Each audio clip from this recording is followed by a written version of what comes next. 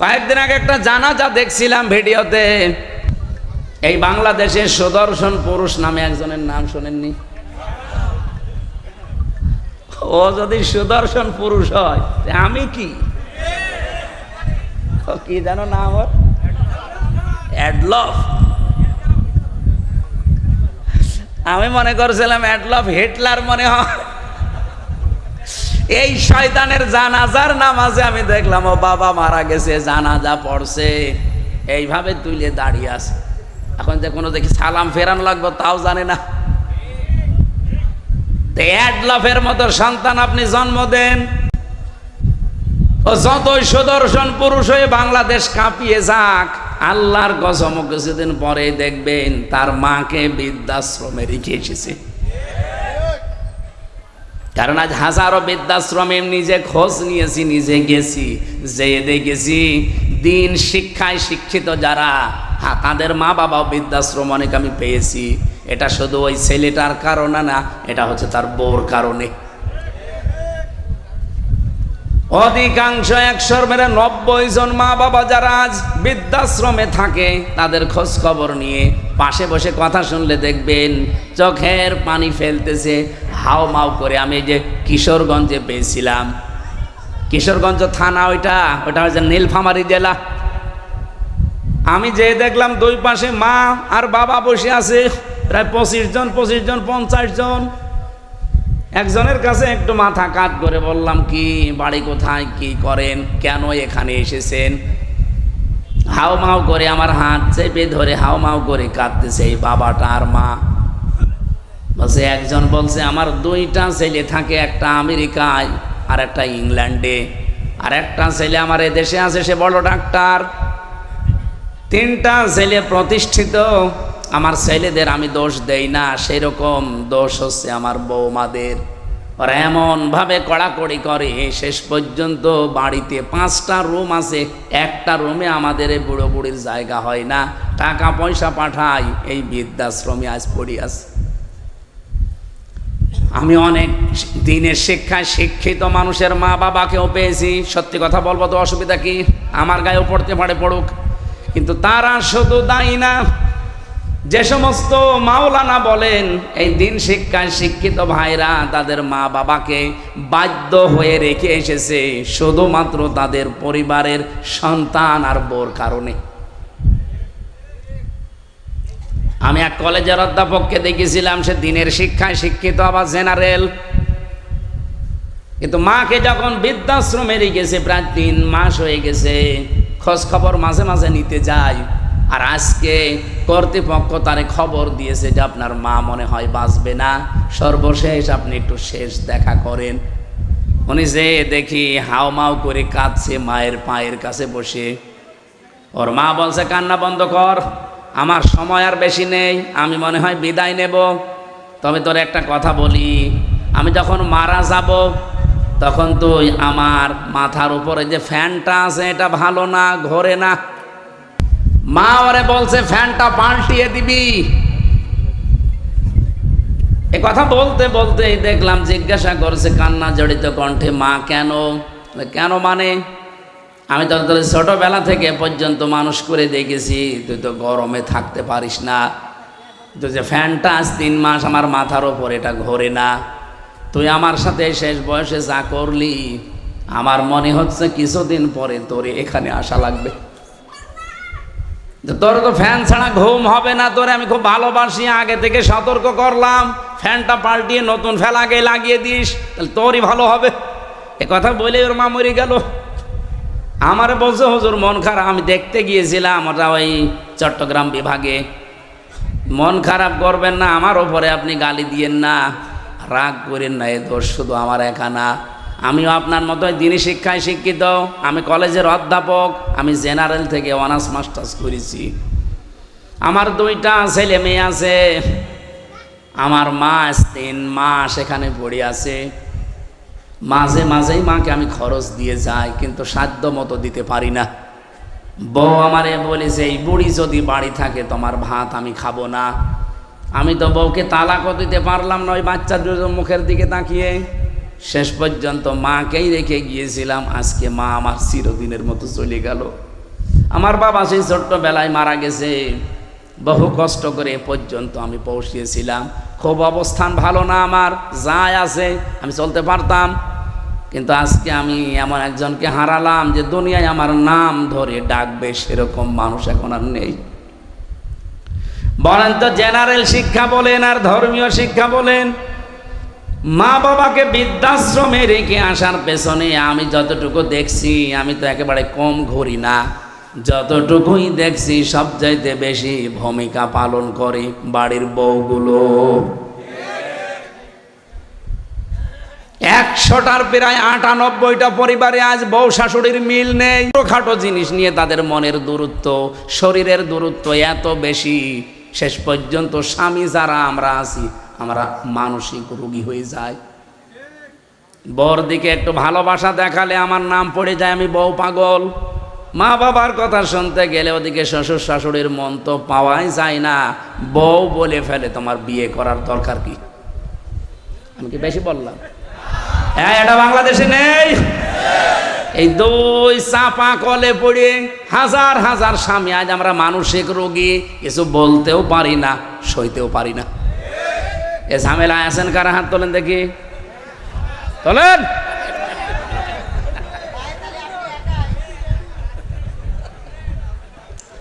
এটা রেকর্ড হচ্ছে, সারা বাংলাদেশে যাচ্ছে, পেছনে যারা মেয়ে লোক বসে আর হয়তো শুনছে, সারা পৃথিবী এখন ছড়িয়ে যাচ্ছে। হাতে পায়ে ধরে মাদেরকে বলছি, বিশেষ করে বউদেরকে বলছি, আল্লাহর কসম আপনি জান্নাতে যেতে পারবেন না যতক্ষণ শ্বশুর শাশুড়িকে নিজের মা বাবার মতো মনে না করবেন। আরে নিজের মা বাবাও তো আপনার কাছে থাকলে জীবনও আপনি এরকম ঝাড়ি দিতে পারবেন, এরকম মন খারাপ করতে পারবেন? 24 বছর, 25 বছর, 28, 30 বছর পর্যন্ত হামজার পেছনে এই মেয়ে লোকটা শ্রম দিয়েছে নিঃস্বার্থভাবে। এই পুরুষ লোকটাই রোদে পুড়ে পুড়ে পিঠের চামড়া কালো বানিয়ে ফেলেছে এই হামজার জন্যে। আর আপনি 3 কথায় এসে 3 দিনে আপনি পাল্টিয়ে গেলেন। আপনি নিজের শুধু ক্ষতি করছেন না, এই স্বামীর মন থেকে তো উঠে যাচ্ছেনই। আপনি দেখবেন স্বামীরা সবচাইতে জড়ানো জিনিসকে বেশি ভালোবাসে। আরে পৃথিবীতে সবচাইতে বেশি আমরা পুরুষ যারা আছি, আল্লাহর কসম আমি কোরআন হাতে নিয়ে বলতে পারি, আল্লাহ রাসূলের পরে আমি সবচাইতে বেশি ভালোবাসি আমার মা আর বাবাকে। আর এই মা বাবার সাথে যে জিনিসে জড়িয়ে থাকে তাকেও বেশি ভালোবাসি। এই জন্য যদি স্বামীর মন পেতে চান, আপনি স্বামীর মা বাবার সাথে কন্যার মতো জড়িয়ে যাবেন, তাহলে এমনি আপনাকে মন থেকে ভালোবাসবে। কথা বলেন ঠিক কিনা? আরো জোরে বলেন। আমার ভাইরা, বিশ্বনবী মুহাম্মদ রাসূলুল্লাহ সাল্লাল্লাহু আলাইহি সাল্লামকে আল্লাহ যেই কথাগুলো আমাদের মাধ্যমে এবার জানাবেন, সূরা আরাফ থেকে যেহেতু পড়েছি, আপনি আরাফ থেকে এই প্রাচীর নামক জায়গায় মনে করেন এখন দাঁড়িয়ে আছেন, আপনার বিচার চলছে। আপনাকে আল্লাহ জান্নাতে দিচ্ছে না শুধুমাত্র মায়ের কারণে, বাবার হক আদায় না করার কারণে। সাহাবী প্রশ্ন করলেন, হে নবী, আমার মা বাবার কারণে না আমি জান্নাত যেতে পারলাম না, জাহান্নামে আল্লাহ দিচ্ছে না কোন কারণে? এই বসেন বসেন, একটু একটু, এইটাই আমার মূল বিষয়, নাই তো আমি পয়েন্ট পর্যন্ত আসতাম না। এদিকে তাকান। সাহাবী প্রশ্ন করার সঙ্গে সঙ্গে নবীজি বললেন তাকে আল্লাহ জান্নাতে দিচ্ছে না মা বাবার কারণে, আর জাহান্নামে দিচ্ছে না, লোকটা আর যাই করুক দুনিয়ায় দিন কায়েমের জন্য চেষ্টা করত। তাহলে দিন কায়েম করা এটা কিন্তু ফরজ, এটা নফল কাজ না। যত ফরজ আছে দুনিয়ায়, এই জমিনে আল্লাহর দিন কায়েম করা, নামাজ, রোজা, হজ, যাকাত, দান, সাদকা এর চাইতেও বড় ফরজ। কারণ দিন কায়েম না থাকলে আপনি নামাজের হক আদায় করে নামাজ পড়তে পারবেন না। দিন কায়েম না থাকলে আপনি যাকাত ভিত্তিক অর্থনীতি পাবেন না। দিন কায়েম না থাকলে আপনি পর্দাশীল মহিলা খুঁজে পাবেন না। এখানে কোরআনে কারিমে আমি যতটুকু স্টাডি করে দেখলাম, আমি তো সে ছোটবেলা থেকে এর সাথে লেগে আছি, আমার এই মাথার ভেতরে কোরআনের যতটুকু জ্ঞান আছে আমি দেখেছি সব ফরজের বড় ফরজ আল্লাহর জমিনে দিন কায়েম করা। আদম নবী থেকে আমাদের নবী পর্যন্ত কত লক্ষ নবী হতে পারে বলেন? আমি অন্তত ছোট জীবনে যত নবীর জীবনী পড়েছি, শুধু 2 জন নবীর জীবনী বাদ দিয়ে প্রত্যেকটা নবীর জীবনের শেষে পেয়েছি আন আকিমুদ্দিন, দিন কায়েম করো। একজন হযরত আদম আলাইহিস সালাম আর হযরত সুলাইমান নবী, এরা 2 জনে আদম নবীর সময় তো মানুষজনই ছিল না, আর সুলাইমান নবী তার বাবার কাছ থেকে রাজত্ব পেয়েছিলেন, তিনি আর কি কায়েম করবেন? আর বাকি যত নবীর জীবনী পড়লাম, প্রতিটি নবীর জীবনের মিশন এবং ভিশন ছিল যে দিন কায়েম করা লাগবে। ওয়ালা তাতাফাররাকু ফি, আল্লাহ বলেন মতপার্থক্য করা যাবে না এ বিষয়ে। আপনি যা করেন করেন, আপনি তাবলীগ করবেন করেন, আপনি জামাত ইসলাম করবেন করেন, আপনি পীর মুরিদি করবেন করেন, জিকির করবেন করেন, দরবার খুলে বসে আছেন করেন, যা করবেন আপনার জীবনের যেন টার্গেটই থাকে যে জমিনের দিন কায়েম করা লাগবে। এ বিষয়ে যদি আপনার মন খারাপ হয়, ফতোয়াবাজি করেন যে না এটা দুনিয়ার কাজ, এটা রাজনীতি, সূরা শূরা 25 নম্বর পারা 13 নম্বর আয়াত, এটা 3 নম্বর পৃষ্ঠার 11 না 10 9 নম্বর লাইনে আছে, মাঝের অংশে পাবেন এতটুকু, কাবুরা আলাল মুশরিকিনা মা তাদউহুম ইলাইহি। আল্লাহ পাক বলেন, হে নবী আপনি যাদিকে ওদেরকে ডাকেন দিন কায়েম করো জমিনে, এটা শুনলে সবচাইতে বেশি মন খারাপ হবে তাদের যারা মুশরিক। বাংলার মুসলমানেরা, নামাজের কথা বললে আপনি আমাকে দোয়া করেন, ভালো কথা বলেন, রোজার কথা বললেও আপনার কাছে আমি ভালো, জমিনে যে আল্লাহর দিন কায়েম করা লাগবে এটা বললে আপনার কাছে রাজনীতি মনে হয়, দুনিয়ার কাজ মনে হয়। আপনি বিশ্বাস করতে পারেন যে কোনো কায়দায় আপনার দ্বারা মনে হয় শিরিক হচ্ছে। শিরিক করলে মানুষ যেহেতু মুশরিক হয়, আর দিন কায়েমের কথা শুনলে রাগ হবে, মন খারাপ হবে, খারাপ লাগবে কাদের? মুশরিকদের। বলেন বলেন, এ বাংলাদেশে দিন কায়েমের কথা বললে আপনার রাগ হয়, আপনি কি মুশরিক? বলেন। আমি তো স্টেজগুলোতে এসে আমার বাবার আইন কায়েম করো বলি না, বলি আল্লাহর বিধান কায়েম করা লাগবে। কারণ এইটা কায়েম হলে এই দেশে ডাকাতি থাকবে না, চুরি থাকবে না, জাকাত ভিত্তিক অর্থনীতি কায়েম হয়ে যাবে, ঠিক বাড়ি বাড়ি জাকাতের সম্পদ পৌঁছিয়ে যাবে। জাকাত নেওয়ার জন্য তখন পাড়া খেয়ে মরা লাগবে না।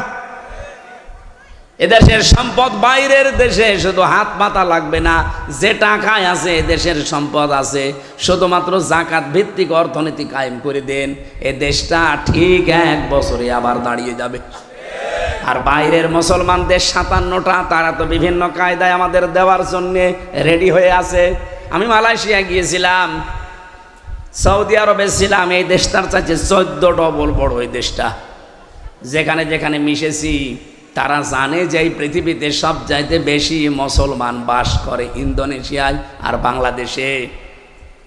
জাকাত ভিত্তিক অর্থনীতি কায়েম করেন না কেন? তারা জাকাত পাঠাবে, ওই টাকাগুলো, নিজের টাকাগুলো, নিজের সম্পদগুলো আপনি শুধু মানুষের দ্বারে দ্বারে জাকাত ফরজ পৌঁছিয়ে দেবেন।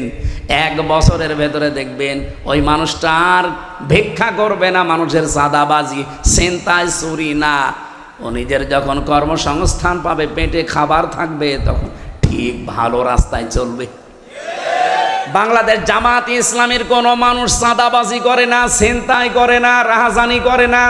এই কারণে করে না, আপনি দেখবেন এই মানুষগুলো যাই হোক, গরিব হোক আর ধনী হোক, আর একটা কাজ আছে। এই যে এই লোকটা জামাত ইসলাম করে, ও কাপড় সেলাই করে খায়, দর্জি। তাতে কি হয়েছে? পায়খানা সাফ করলেও সে মানুষ। আমি কাজ করে খাই, আমি মানুষেরটা আত্মসাৎ করি না।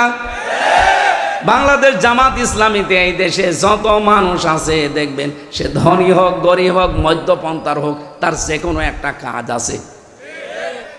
আমি জামাত ইসলামী করি, এই যে ওয়াজ আমার কাজ না, এটা আমার দায়িত্ব, কিন্তু আমার একটা আলাদা কাজ আছে। আমার একটা ব্যবসা, 2টা ব্যবসা আছে, একটা বইয়ের, একটা কাপড়ের। যদিও সরাসরি আমি সময় না দিলেও আমার লোক রাখা আছে, আমার শালাটা কাজ করে, আমার আরও কর্মচারী দিয়ে কাজ করি, আমার কর্মজীবন আছে, আমার ব্যবসা আছে, লাভ লস আছে। এই জন্য আমার চাঁদাবাজি করা লাগে না, আমার ছিনতাই করা লাগে না, আমার টেন্ডারবাজি করা লাগে না। অথচ যে মানুষগুলোর কর্মজীবন নেই তাদের কর্মজীবনই এই রাজনীতি। বলেন তো, তার কোনো কর্মজীবন নেই, কোনো কাজ নেই, ওর কাজই রাজনীতি করা। সে মেম্বার হয়ে, চেয়ারম্যান হয়ে, মেয়র হয়ে, এমপি হয়ে ও মেরে খাবে নাকি? আকাশের দিকে তাকিয়ে থাকবে? এই কারণেই কুষ্টিয়ার কথা বলছি। আগস্টের 5 তারিখের পরে যে এই সেপ্টেম্বর আরম্ভ হচ্ছে কালকে থেকে, এই 1 বছর 26 দিনের একটা জরিপ, শুধু কুষ্টিয়ায় বহু মানুষ হাজার হাজার কোটি কোটি টাকা শুধু চাঁদাবাজি করিস। জামাত ইসলামের একটা লোকের বিপক্ষে এটা তোলেন তো, সারা বাংলাদেশ দিয়ে দিলাম যান। আপনার বিরুদ্ধে কথা আসে কেন? কর্মজীবন তৈরি করেন, দরকার পায়খানা সাফ করেন, রাস্তা ঝাড়ু দেবেন, যে কোনো কাজে থাকবেন, শয়তান আপনাকে দিয়ে উল্টা পাল্টা কাজ করাতে পারবে না। কারণ কাজ যখন নেই তখনই শয়তান তার টার্গেট করে। আপনাকে আমি ভালোবাসি, আপনার আখেরাত যেন নষ্ট না হয়। আরে ভাই, চাঁদাবাজি করে হয়তো আপনি 2 কোটি টাকার মানুষ হবেন, আপনার চাইতে আরো 5 কোটি টাকার মালিক ছিল অনেকেই, কিন্তু এখন বাড়িতেও থাকতে পারে না। আমি নিজে সাক্ষী, 620টা বাড়ি একজন মন্ত্রী ছিল। আগে যিনি মন্ত্রী ছিল, ভূমি মন্ত্রী, আপনার ডিলু, উনি তো কবরে চলে গেছে। ওনার পরে একজন হয়েছিল চট্টগ্রামে বাড়ি, সাইফুজ্জামান জাভেদ। একবার বাইরের দেশে গেলাম, সিঙ্গাপুরে না মালয়েশিয়া যেন, হোটেলে উঠেছি নিচতলায়। হোটেল তো অনেক বড় বড় হোটেল, লিফটে নামা লাগে, 20 তলা, 25 তলা, 30 তলা, 118 তলা পর্যন্ত আছে মালয়েশিয়াতে। চিন্তা করলাম একটু নিচে যাই তো দেখি কি অবস্থা। নিচে এসে দেখি ওয়েটিং রুমে 2 জন শয়তান গল্প করছে। আমি গেছি, আমারে তো চিনে ফেলেছে, বলছে হুজুর সালাম আলাইকুম। ঠিক আছে, কি এখানে? হুজুর আমরা আগেই পালিয়েছি। অবস্থা দেখি আমরা আগেই পালিয়েছি। পালিয়ে আপনি এখানে কেন? আসি আমি। কত নাম্বার কামরায় আছেন? আসি এই হোটেলে আসি। আপনি কত নাম্বারে আছেন? আমার তো আর ওর মতো ভয় নেই, বললাম অমুক নাম্বারে আছি। আপনি এখানে হোটেলে এসে থাকেন, অথচ শুনেছি নাকি এই দেশে আপনার সাহেব পাড়া আছে, সিঙ্গাপুরে আপনার নিজের ফ্ল্যাট আছে, থাইল্যান্ডে আপনার বাড়ি আছে, আমেরিকায় বাড়ি আছে, কানাডায় বাড়ি আছে, আর বাংলাদেশের বিভিন্ন জেলায় সব মিলে সরকারি তালিকায় তার 620টা বাড়ি। আমার বাবার একটা বাড়ি মাত্র। তাই আমি এই 1 বছরের ভেতরে মনে হয় 2 মাসও বাড়ি থাকতে পারি না, 10 মাসে আমার রাস্তায় কাটে। আর আপনার 620টা বাড়ি কবে থাকবেন? আমারে বছর থাকা আগস্টের 5 তারিখ তো আপনারা সব দখল করে নিলেন। আমি 3 তারিখে রাতে পালিয়েছি। এই পর্যন্ত প্রায় 7 মাস চলছে। খুব গোপনে আছি, কেউ জানে না। আপনি শুধু দোয়া করেন। দোয়া? তোমার জন্য দোয়া আসবে মন থেকে? বদদোয়া আসবে? তো এখানে থাকেন টাকা, এখানে তো অনেক ভাড়া। উনি যেই কামরার কথা বলেছেন যেখানে থাকে, কমপক্ষে বাংলাদেশের টাকায় কমপক্ষে 50,000 টাকা প্রতিদিন। আমাদের 30,000 লাগতো। আমাদের তো 1 রুম, আর উনি ফ্ল্যাট নিয়ে থাকে। 50,000 টাকা প্রতিদিন ভাড়ায় 7 মাস চলতেছে একাধারে, অথচ নিজের বাড়ি তালা লাগানো। যে সাহেব পাড়া আছে তালা লাগানো, ওখানে থাকেন না? থাকবো। 20 লাখ বাঙালি আছে এই দেশে। যদি আমারে দেখে কোনোদিন বাইরে, পিটিয়ে ভর্তা বানিয়ে ফেলবে। এই হোটেল যেহেতু খুব সিক্রেট, কেউ আসে না এখানে, কারণ 3-4টা গেট পার হয়ে আসা লাগে, আবার সেন্সর লাগানো আছে, আপনি গেলেই ঢুকতে পারবেন না। আপনার চেহারা দেখবে, তারপরে কাজ খুলবে, ওটা আগে থেকে সিস্টেম করা। তো এখানে আসি জেলখানার মতোই প্রায়, শুধুমাত্র একটু খাওয়া দাওয়া ভালো আর ওই মোবাইল চালাতে পারি। তাছাড়া আপনারা 3 বছর জেলে ছিলেন, ওই রকমই আছে। তাও তো অন্তত আপনারা কারারক্ষী দেখতেন, ওই যে জেলার সোফার আসতো মাঝে মাঝে দেখা হইতো, আর আমরা জেলার সোফারও নেই। এতগুলো বাড়ি, আজ একটা বাড়িতেও থাকতে পারি না। এভাবে যদি কয়েক বছর কেটে যায়, আমার মনে হয় শেষ পর্যন্ত আমারও না খেয়ে মরা লাগবে। আমার ওই দিন থেকে বিশ্বাস হয়েছে 620টা বাড়ি আল্লাহর এই বান্দা নিজের বাবার টাকা জীবনও বানায়নি। হ্যাঁ, কথা বলেন না কেন? আপনি যারা 1 বছর 1 মাসের ভেতরে 1000 কোটি টাকার মালিক হয়ে গেছেন, সবই তো আপনার বাবার টাকা। এই জন্য আপনাকে বলছি, সময় কিন্তু পাল্টাতে বেশি দেরি হয় না। হঠাৎ করে যদি সময় পাল্টিয়ে যায় না, তখন দেখবেন এই 1000 কোটি টাকা তো যাচ্ছেই, সাথে সাথে আরো 50,000 যাচ্ছে। জামাত ইসলামী বাংলাদেশের নাম বললাম, অনেকের মন খারাপ হয়ে গেল। আর ভাই একটা দেখান তো যে এরাও আপনার মতো চাঁদাবাজি করে খেয়েছে। কেন, এদের কি অভাব নেই? এরাও 15 বছর আপনার মতো তো নির্যাতিত ছিল, আপনার চাইতে বেশি ছিল। আমি জামাতের একজনের পেয়েছি 313টা মামলা তার। আপনারও মামলা আছে 517টা পর্যন্ত আমি মামলা পেয়েছি এদেশে একজনের। আমি মাঝে মাঝে ভাবতাম, আল্লাহ 365 দিনে বছর শেষ, ওই এক একটা মামলার জন্য একটা করেও হাজিরা দেয়, 517টা ও কয় বছর হাজিরা দেবে? আমার মাত্র 2টা মামলা, তাই আমার হাজিরা দিতে দিতে জীবন শেষ হয়ে যাচ্ছিল। যদিও আমার মামলা এখন প্রায় সব খারিজ হয়ে গেছে। রাষ্ট্র আমাকে ঘোষণা দিয়ে জানিয়েছে যে আপনার সাথে এর কোনো সম্পৃক্ততা পাওয়া যায়নি, আপনি নির্দোষ। তা আমি যদি নির্দোষী হয়ে থাকি, 2 বছর 3 বছর আমার জীবন থেকে কেড়ে নিলেন, ওই জীবন সময়টা ফেরত দেন। হাসিনা আর যাই করুক না কেন, এই 3টা বছর অন্তত যে জুলুম করেছে, আমি খোলাখুলি বলছি, আল্লাহর কসম, কোরআন আমার সামনে, আমি কিন্তু জেলখানায় 20 সালের শেষের দিকে গেছি, এই 23 সালের শেষে বের হলাম 24 সালে। বলেন তো, এই 3 বছরের আগে আমার যতগুলো বক্তব্য, আমি জামাত ইসলামী বাংলাদেশকে শুধু সাপোর্ট করতাম, ভালোবাসতাম, কিন্তু এখন আমি অ্যাক্টিভ হয়ে কাজ করছি শুধু এই হাসিনার কারণে। আমি যাদের সাথে ছিলাম, এই মানুষগুলোর অ্যাক্টিভিটিস দেখেছি, তাদের পড়াশোনা দেখেছি। বিশেষ করে আমিরে Jamaat doctor Shafiqur Rahman, secretary general অধ্যাপক মিয়া গোলাম পরোয়ার, এই পাশের জেলা সিরাজগঞ্জ মাওলানা রফিকুল ইসলাম খান, ওই সাতক্ষীরার মাওলানা ইজ্জাতুল্লাহ, রংপুরের এটিএম আজহারুল ইসলাম, এদের সাথে ছিলাম আমি। এদের সাথে সেতে পড়েছি, বুঝেছি, এদের মতো কাজ করার চেষ্টা করতে করতে এখন আমি নিজেই অ্যাক্টিভ হয়ে গেছি। তাহলে মানে এই কাজটা করেছে আমার হাসিনা আপা। হাসিনা যদি আমার এভাবে না দিত, আমি শুধু ওই অবিখা ওয়াজ করে খেতাম। ওই যে কাবি খা আছে না, কাজের বিনিময় খাদ্য, আর আমারটা ছিল অবিখা ওয়াজের বিনিময়ে খাদ্য। আমি তো ওই লাইনে ছিলাম। হঠাৎ করে এভাবে কষ্ট না দিলে আমি তো অ্যাক্টিভ হতাম না। এই দিন কায়েম করা যে কত বড় ফরজ, এটা আমি বুঝতামও না, শুধু পড়িয়ে যেতাম। এই আয়াত তো আমি সে জন্মের পর থেকেই পড়ছি। আমি যেদিন কায়দা পড়া শেষ করে কোরআন শরীফ ধরেছিলাম, পড়াটা শেষ করে, এই আয়াত তো সেই দিন থেকে আরম্ভ করেছি, সেই 5 পাস করার পর থেকে। এতদিন পর্যন্ত তো এইভাবে বুঝতাম না যে কাবুরা আলাল মুশরিকিনা মা তাদউহুম ইলাই। হে নবী, আপনি যেদিকে মানুষকে ডাকেন যে দিন কায়েম করো, এটা শুনলে সবচাইতে বেশি খারাপ লাগবে মুশরিকদের। এই বাংলাদেশে দিন কায়েম করার কথা যেই বলুক, এর কথা শুনলে যদি আপনার মন খারাপ হয়, রাগ হয়, আপনি বুঝবেন আপনার ভেতরে শিরিক আছে। আর শিরিক যারা করে তারা মুশরিক, আর মুশরিক হলে আপনার কাছে খারাপ লাগার কথা। আপনি বলেন, কই আমি তো শিরিক করি না। অবশ্যই করেন, না তো আপনার কাছে খারাপ লাগে কেন?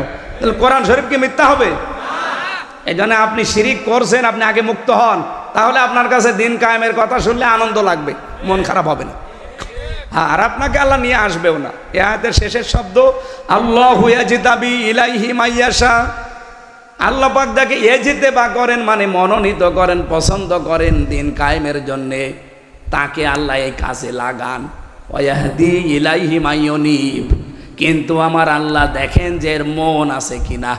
আপনি যদি মন থেকে ফিরে আসেন, আল্লাহর দিন আমি কায়েম করবই, চেষ্টা করে যান, তখন আল্লাহ আপনাকে এই কাজে লাগাবে। বাংলাদেশে সবাই কি দিন কায়েমের পক্ষে? বলেন বলেন। 18 কোটি মানুষ, এখন মাত্র 7 কোটি 20 লাখ মানুষ।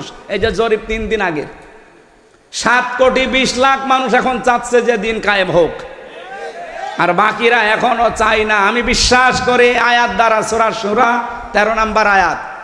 এই বাংলাদেশে এই 20 কোটি কি 7 কোটি 20 লাখ মানুষকে আমার আল্লাহ অলরেডি তার দিন কায়েমের জন্য নির্বাচিত করেছে তাদের মন দেখে। তারা যেহেতু ইলাইহি উনিব, মন থেকে ফিরে আসতে, উনিব না ইউনিব, ইলাইহি ইউনিব, যারা মন থেকে আল্লাহর দিকে ফিরে আসতে চায় তাদেরকে দিন কায়েমের কাজে আল্লাহ লাগিয়ে দেন। আর বাকি এখনো যাদেরকে আল্লাহ নির্বাচিত করেনি, পছন্দ করেনি, তারা আসতে পারে নাই, তাদেরকে আহ্বান জানাচ্ছি, মন তৈরি করেন, জীবনের টার্গেট বানান যে আমি 200 বছর বাঁচবো, দিন কায়েম হবে না, আমি বেঁচে থেকে লাভ কি? আল্লাহর বিধানে যদি কায়েম না হয় জমিনে, আমি তো অন্তত 100 বছর পরে মরে যাব, কিন্তু জমিন তো এভাবেই থেকে যাবে, শয়তানরা চালাবে না। আমি যতদিন আছি আমার টার্গেট এইটা যে জমিনে কি করে আল্লাহর দিন কায়েম করা যায়। একটু মন চায় না, চর্ম চোখে দেখতে মনে চায় না যে কোরআন দিয়ে চললে দেশটা কেমন লাগে? আর এটা বললে আপনার কাছে রাজনীতি মনে হয় কোন কারণে? আপনি করেন, আমি আপনার পেছনে আছি। হয় আপনি নিজে ভালো হয়ে এই কাজ করেন, হয় নিজে ভালো হয়ে এই কাজ করেন, নয়তো যারা করছে তাদের পেছনে থাকেন। ফতোয়াবাজি করবেন না, ওয়ালা তাতাফাররাকু ফি, কোন ফতোয়াবাজি এই লাইনে চলবে না। নবীজি বলেন এরা আরাফ নামক স্তরে দাঁড়িয়ে আছে এই প্রাচীরে, এতে জাহান্নামে দিচ্ছে না, এই একটাই কারণ সবচাইতে বড় ভালো কাজ করেছে দুনিয়ায় তারা। আর ছোটখাটো অপরাধ আছে তাদের। এই জন্য আরাফ সূরা থেকে তাফসীর শুনবেন, এই বিষয়টা আপনি নিজেকে ভাবেন তো, এই প্রাচীরের ওপরে আমি দাঁড়িয়ে আছি, হয়তো মা বাবার সাথে খারাপ আচরণ করেছি, তাদের হক আদায় করি না, জান্নাত আল্লাহ দেবে না, জীবনও দেবে না, জাহান্নামও দিচ্ছে না, শুধু দিন কায়েম করার চেষ্টায় ছিলাম এই কারণে। এখন এখানেই যদি দাঁড়িয়ে থাকা লাগে, তা আমার মতো কপাল পোড়া কেউ আছে? এই জন্য এখন থেকে সংশোধন হওয়ার সময়। আল্লাহ রবিউল আউয়াল মাসে যে আয়াতটা পড়েছি এত বড় বিশাল সূরা থেকে 206টা আয়াত, এই আয়াতের ভেতরে আল্লাহ প্রথম গুণাগুণ দিচ্ছেন, আল্লাযীনা যারা ইয়াত্তাবিউনার রাসূলান নাবিয়্যাল উম্মিয়্যা, যারা অনুসরণ করে রসুলের, নবীর এবং নবীর গুণাগুণ। 1 নম্বরে তিনি আল্লাহর রসুল ছিলেন, 2 নম্বরে তিনি নবী ছিলেন, 3 নম্বরে তিনি উম্মি ছিলেন। উম্মি মানে নিরক্ষর। এভাবে আমাদের মতো তিনি লিখে পড়ে এভাবে পাশ করেননি, কিন্তু এই পৃথিবীতে সবচাইতে জ্ঞানী মানুষ বলা হয় সব দিক থেকে মুহাম্মাদুর রাসূলুল্লাহকে। এই জন্য নবীজি নিজে মাঝে মাঝে বলতেন, ইন্নামা বুইসতু মুআল্লিমান, অবশ্যই আমার আল্লাহ এই পৃথিবীতে আমাকে পাঠিয়েছে শিক্ষক করে। কি করে? বলেন। এই যে ইন্না মা দেওয়া আছে, একটু ভালো করে শোনেন। ইন্নার পরে যদি মা আসে কোনো জায়গায়, কোরআনে হোক হাদিসে হোক, আপনি আরবি গ্রামারের নিয়ম হচ্ছে ইন্নার পরে মা যোগ হলে অর্থ দাঁড়ায় একমাত্র, কেবলমাত্র, শুধুমাত্র। বুইসতু আমাকে পাঠানো হয়েছে, মুআল্লিম শিক্ষক হিসাবে। বিশ্বনবী এই পৃথিবীতে শিক্ষক ছিলেন, অথচ তিনি বলেন আমি নিরক্ষর, অক্ষরই চিনি না, লেখাপড়ায় জানি না। বিষয়টা কেমন হয়ে গেল? এই পৃথিবীতে যার কাছে যে শেখে সে হচ্ছে শিক্ষক, আর যে শেখে সে ছাত্র। যেহেতু সারা জীবন শিক্ষককে দেখলে ছাত্র সম্মান দিতে বাধ্য। বলেন। তাহলে নবীজি যদি দুনিয়ায় কারো কাছে শেখে, তাহলে তো তার ছাত্র হয়ে যাবে, তার এবার সম্মান করে কথা বলা লাগবে। এজন্য নবীজির রওজায় লেখা আছে ওই সূরা হুজুরাতের আয়াতটা, লা তুকদ্দিমু বাইনা ইয়াদাইল্লাহি ওয়া রাসূলা লা তারফাউ আসওয়াতাকুম ফাওকা সাউতিন নাবিয়্যি ইলা আখিরি আয়াত। তোমাদের আওয়াজ যেন রসুলের আওয়াজের উপরে না ওঠে, তোমাদের কদম যেন রসুলের কদমের সামনে চলে না যায়। আমার ভাইরা, বিশ্বনবী মুহাম্মদুর রাসূলুল্লাহ কাউকে সম্মান দেবে শিক্ষক হিসাবে, এটা মানায় না নবীজির জন্যে। আমার আল্লাহ এই জন্যে নিজে সরাসরি শিক্ষক হয়ে জিবরাইলের মাধ্যমে নবীজিকে শিখিয়েছেন।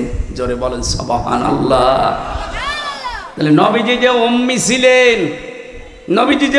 ছিলেন, এটা তার দর্শনীয় না, এটা তার একটা মর্যাদার পথিক, যে লেখাপড়া দুনিয়ার মানুষের কাছে না করেও তিনি মহান শিক্ষক। আল্লাহ রাব্বুল আলামিন এবার জানিয়েছেন আল্লাযী ইয়াজিদুনাহু মাকতুবান ইনদাহুম ফিত তাওরাতি ওয়াল ইনজিল। আজ ইহুদি খ্রিস্টানরা আপনার কাছে এসে মানতে চায় না, অথচ ওদের ইনজিল ওদের তাওরাতের ভেতরে আপনার পরিচয় আমি লিখে দিয়েছি যে এই গুণাগুণগুলো আমার নবীর আছে, তোমরা মিলিয়ে নাও।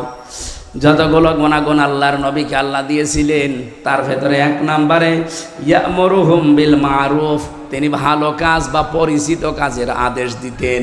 ওয়ায়ানহাহুম আনিল মুনকার, অন্যায় কাজগুলো তিনি বাধা দিয়ে বন্ধ করে দিতেন। বলেন তো 54 বছরে কি আমরা অন্যায় কাজ বাধা দেওয়ার মতো শক্তি সামর্থ্য তৈরি করতে পেরেছি? কি করেছি? অনুরোধ, যে ভাই এটা না করলে ভালো হয়। আপনার বিবেকে কি বলে? ইসলামের কোন কাজ কি অনুরোধ না আদেশ? 92% মুসলমানের দেশে যদি ইসলাম আদেশের জায়গায় যেতে না পারে, খালি অনুরোধের জায়গায় থাকে, তা আপনি কবে আবার কি করবেন? সারা জীবন খালি অনুরোধই করে যাব, সলিমুদ্দিন নামাজ পড়ো। আমরা এবার ইসলামকে শুধুমাত্র অনুরোধের জায়গা না, ওয়ায়ানহাহুম আনিল মুনকার, অন্যায় কাজে আমরা বাধা দিতে চাই। কথা বলেন না কেন?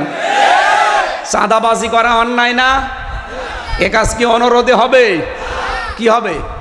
বাধা দেওয়া লাগবে, আর বাধা দিতে হলে বাধা দেওয়ার জায়গায় থাকা লাগে। ইসলামকে ওই জায়গায় নিয়ে এবার পৌঁছিয়ে দেন, কিয়ামতের আগে বাংলাদেশে চাঁদাবাজি হবে না।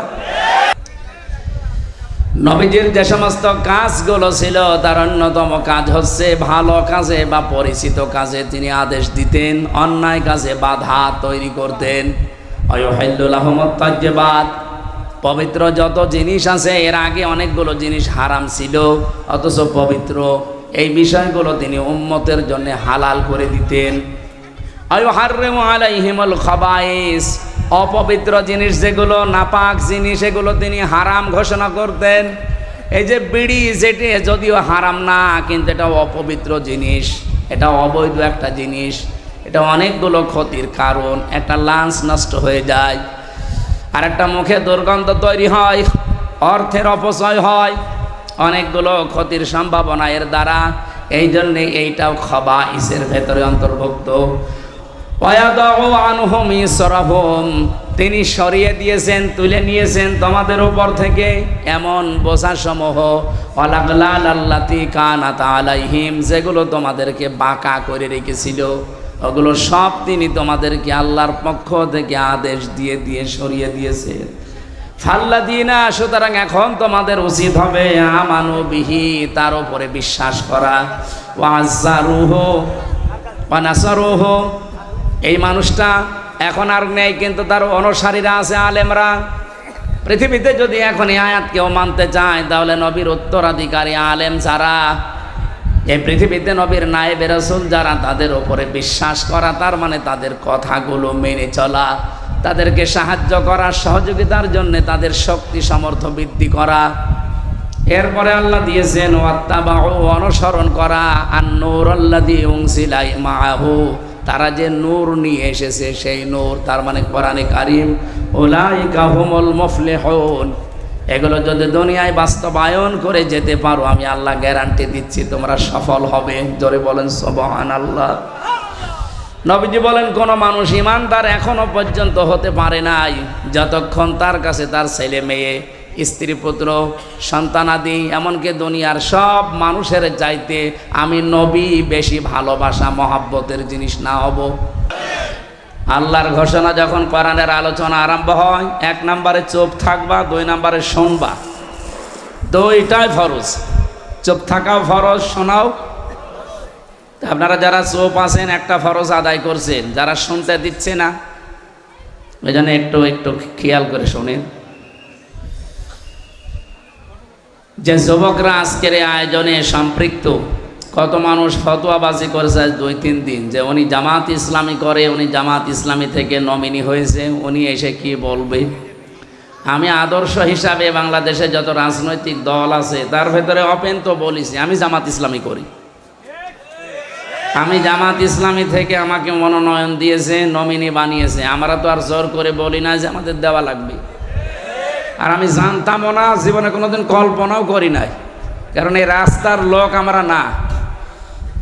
আমরা ছিলাম এই যে দিনের প্রচারের কাজে, সেই জায়গা থেকে এসেছি আর এখানে বসে আমরা ওই মন নিয়েই কথা বলবো। আপনারা এখন এতক্ষণ রসুলের সম্মান শুনছিলেন, যেহেতু রবিউল আউয়াল মাস, আমরা ওই কেন্দ্রিক কিছু কথা একটু যোগ করব। এটা রাজনৈতিক মঞ্চ হলে আমরা ওই কায়দায় কথা বলতাম, যেমন আমরা কর্মী সমাবেশ করি, জনসভা করি, সেখানে আমরা রাজনৈতিক কথা বলি।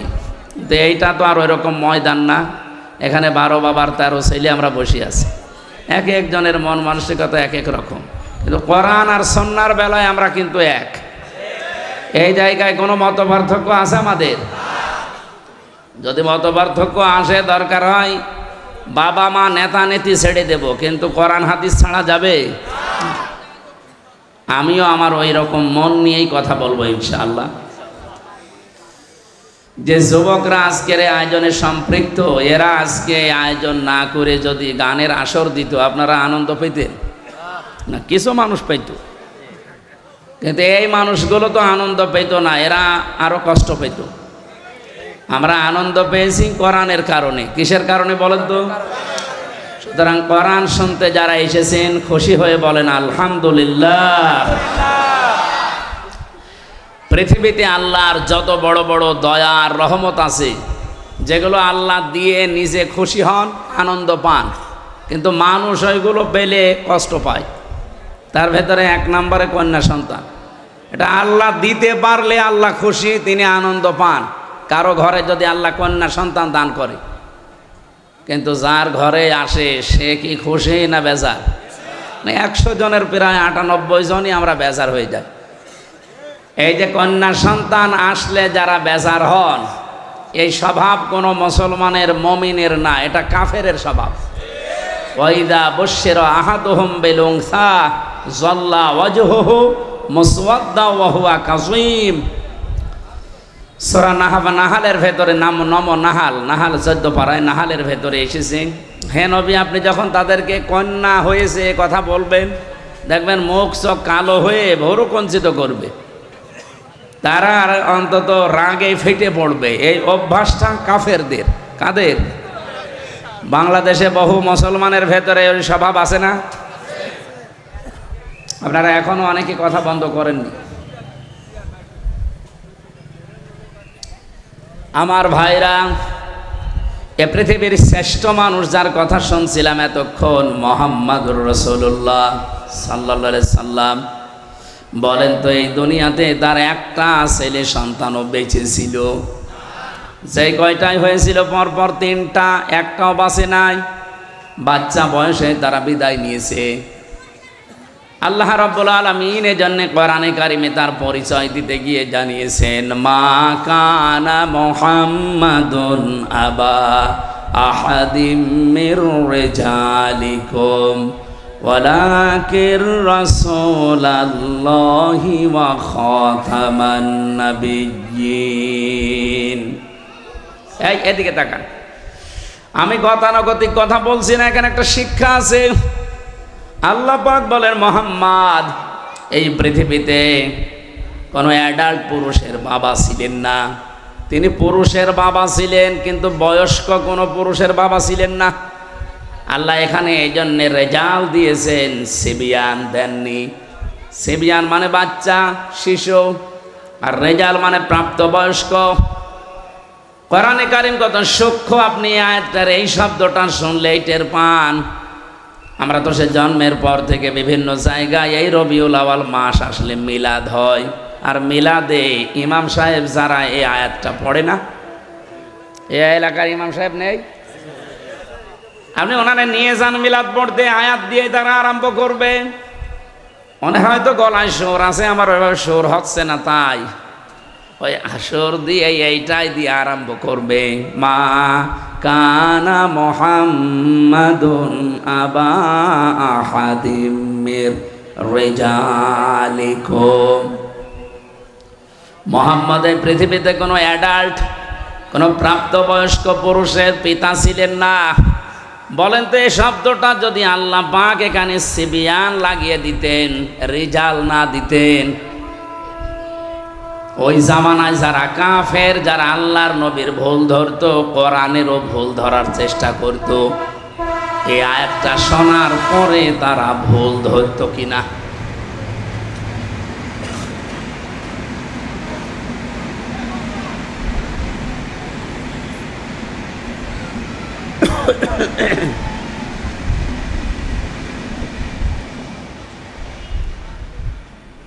আমার নিজের কাছেই তো সেবিয়ান দিলে আমি এখনই ভুল ধরতাম। এই যে টনি বেলাওয়ারের এক শালিকা লরেন বোথ, এই মহিলা ইরানের তেহরান বিমানবন্দরে এসেছিল আমেরিকা থেকে। মহিলা আসার পরে একজন মুসলমানের কাছে কোরআন শরীফ নিয়ে 53 জায়গায় লাল দাগ দিয়েছে। সংবাদ সম্মেলন করে বলছে আমি 53 জায়গায় ভুল পেয়েছি। কি চেষ্টা করে তারা বলেন তো? আমি বাইরের দেশগুলোতে যেখানে আমারে নিয়ে যায়, সফরে গেলে আগে বিশ্ববিদ্যালয়ে যাই। সিঙ্গাপুরে, মালয়েশিয়া, থাইল্যান্ড, যত দেশে আমারে নিয়ে গেল এ পর্যন্ত আমি আগে যে দেখি ও দেশের ভার্সিটি। বিশ্ববিদ্যালয়ে যাওয়ার পরে পরিচিত কাউকে পেলে, কয়েকদিন আগে সৌদি আরবে আমার এক বন্ধু ওখানে পড়ে, ওরে বললাম যে দোস্ত নিয়ে চলো আমার এই লাইব্রেরিতে। আগে লাইব্রেরিতে গিয়ে আমি চিন্তা ভাবনা করে দেখি যে এখানে কি ধরনের বই পড়ানো হয়, পাওয়া যায়। আমার কুষ্টিয়া বিশ্ববিদ্যালয়ের যে লাইব্রেরি, আমার হয় 2 মিনিটে ঘুরে শেষ করে দেওয়া যাবে। মালয়েশিয়া ইন্টারন্যাশনাল ইসলামিক ইউনিভার্সিটি যেটা, ওর লাইব্রেরি যত বড়, আমি পুরাটা এলাকা ঘুরে দেখেছি, কুষ্টিয়া বিশ্ববিদ্যালয়ের চাইতে কমপক্ষে 20 ডবল বড় হবে, এত বড় এরিয়া। একটা বিশ্ববিদ্যালয় যদি আমাদের দেশের বিশ্ববিদ্যালয়ের চাইতে 20 ডবল বড় হয়, তার ক্যাম্পাস, তার লাইব্রেরি কত বড় হতে পারে? আপনি বই খুঁজবেন, নিজে যেয়ে অমুক বই পেয়ে যাবেন না, কম্পিউটারে টিপ দেওয়া লাগবে। কত তালায় আছে, কত কামরায় আছে, কত তাকে আছে, কত লাইনে আছে, ওটা লেখা উঠবে, ওই জায়গায় যে ওই বই পাবেন। তাছাড়া যদি নিজের মন মতো যে খুঁজতে চান, আমার মনে হয় আপনার জীবন শেষ হয়ে যাবে, এত বই সেখানে। বড় বড় বিশ্ববিদ্যালয়গুলো যে আমি এই ছোট্ট জীবনে দেখেছি, ওরা যত বই থাকুক না কেন, সবার উপরে আল কোরআন এইটা ওখানে লিখে দেয়। যে সমস্ত দেশে মুসলমান কম, যেমন সিঙ্গাপুরে 100 জনের মাত্র 5 জন মুসলমান, 95 জন সেখানে কাফের, বিভিন্ন জাতির লোক আছে, মুসলমান না। থাইল্যান্ডে ওই রকম মুসলমান হয়তো 2-3%, বাকি সবগুলোই তারা কাফের। আমার এক বাজারে নিয়ে গেল থাইল্যান্ডে, বাজারে যে দেখি গোশত বিক্রি করছে, সামনে তাকালাম দেখি শুধু মাথা। জিজ্ঞাসা করলাম ইংরেজিতে ওনারে যে কি এটা, আমারে বলছি ডগ। ডগ মানে একটা দুইটা না, প্রায় 15-20টা ডগ মাথা কেটে রেখে দিয়েছে। ওরা তো আর বিসমিল্লাহির রহমানির রহিম বলেনি, এক কোপে আলাদা করে ফেলেছে। সাপ, বড় বড় সাপ জিয়ানো আছে, শুধু মাথা কেটে যে মাছের মতো পিস পিস করে। এরকম একটা দেশেও বিশ্ববিদ্যালয়ের দিকে তাকান, কত হাজার হাজার বই তাদের আছে, নিচের থাকে, ওপরে যেটা আছে সেই জায়গায় আছে দি হলি কোরআন। জোরে বলছো। ওরা আর কিছু না করুক, নতুন কোন তথ্য যদি বের করতে চায়, কোরআন ছাড়া সম্ভব না। কিয়ামত পর্যন্ত পৃথিবীতে যত রকমের বিজ্ঞানী আসবে, সে আস্তিক হোক আর নাস্তিক হোক, কিছু যদি নতুন দুনিয়াকে দিতে চায়, মাস্ট বি তাকে কোরআনের কাছে ভিক্ষা চাওয়া লাগবে। কথা বুঝতেছে? কি গবেষণা তাদের জীবনে আছে। এই যে লরেন বুথ বলছিলাম, এই মহিলা অনার্স মাস্টার্স করা, ডক্টরেট করা, কোরআন পড়তে 1 দিন 2 দিন করে পড়ে নাই, 3 বছর একাধারে পড়েছে। আর আমার মতো আনাকম জানাকমও পড়ে নাই, পড়েছে একেবারে বুঝে বুঝে। এক একটা শব্দের অর্থ বের করেছে, একাধিক, কোন শব্দ কোন জায়গায় অ্যাপ্রোপ্রিয়েট হয়, কোন জায়গায় কোন শব্দ মিলতে পারে, এইরকম বুঝে বুঝে কোরআন পড়েছে। 53 জায়গায় যে লাল দাগ দিয়েছে, আন্দাজে না, বুঝে শুনে দিয়েছে। কিন্তু আল্লাহর ইশারা, যেখানে ও লাল দাগ দেয়, শেষ পর্যন্ত মুসলমানও হয়ে গেছে। জিজ্ঞাসা করছে যে আপনার ধর্ম খ্রিস্টান। তামাম পৃথিবীতে সবচাইতে বেশি মানুষ বাস করে খ্রিস্টান ধর্মে। আপনি সেই বাপদাদার ধর্ম বাদ দিয়ে এ পৃথিবীতে মুসলমানদের ধর্ম এমনিতেই মানুষ দেখতে পারে না। এদেরকে টেরোরিস্ট বলা হয়, জঙ্গি বলা হয়, সন্ত্রাসী বলা হয়। আর আপনি এই ধর্ম মেনে নিলেন মানে? লরেন বোধ দিন জানিয়েছে আমি মুসলমানদের চেহারা দেখে, তাদের আচরণ দেখে মুসলমান হচ্ছি না, আমি মুসলমান হয়েছি আল্লাহর কোরআন দেখে। আমি 53 জায়গায় লাল দাগ দিয়েছিলাম, ঠিক। এতদিন শুনতাম যে মুসলমানের কোরআনে কোনো ভুল নেই, কিন্তু আমার দৃষ্টিতে আমি পেয়েছি আল্লাহর দয়া আমার উপরে, আল্লাহর ইশারায় যেখানেই লাল দাগ দিয়েছি, ভুল ধরেছি, দেখি তার পরের আয়াতে বা পরের সূরাতে ওই আয়াতের জবাব আমার আল্লাহ 1500 বছর আগেই দিয়ে দিয়েছে।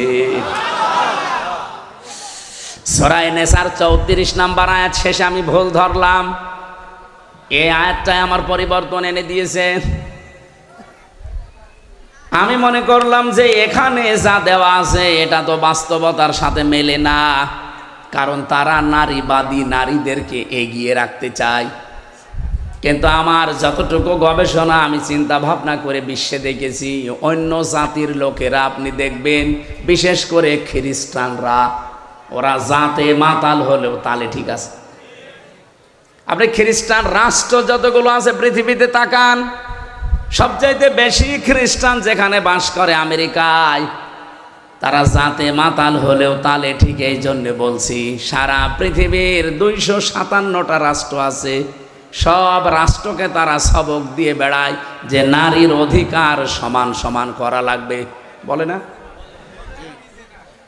অথচ নিজেরা এ কথা আজ পর্যন্ত মানের 144 বছর চলছে আমেরিকা স্বাধীন হওয়া, অথচ তারা আজ পর্যন্ত মানে নাই।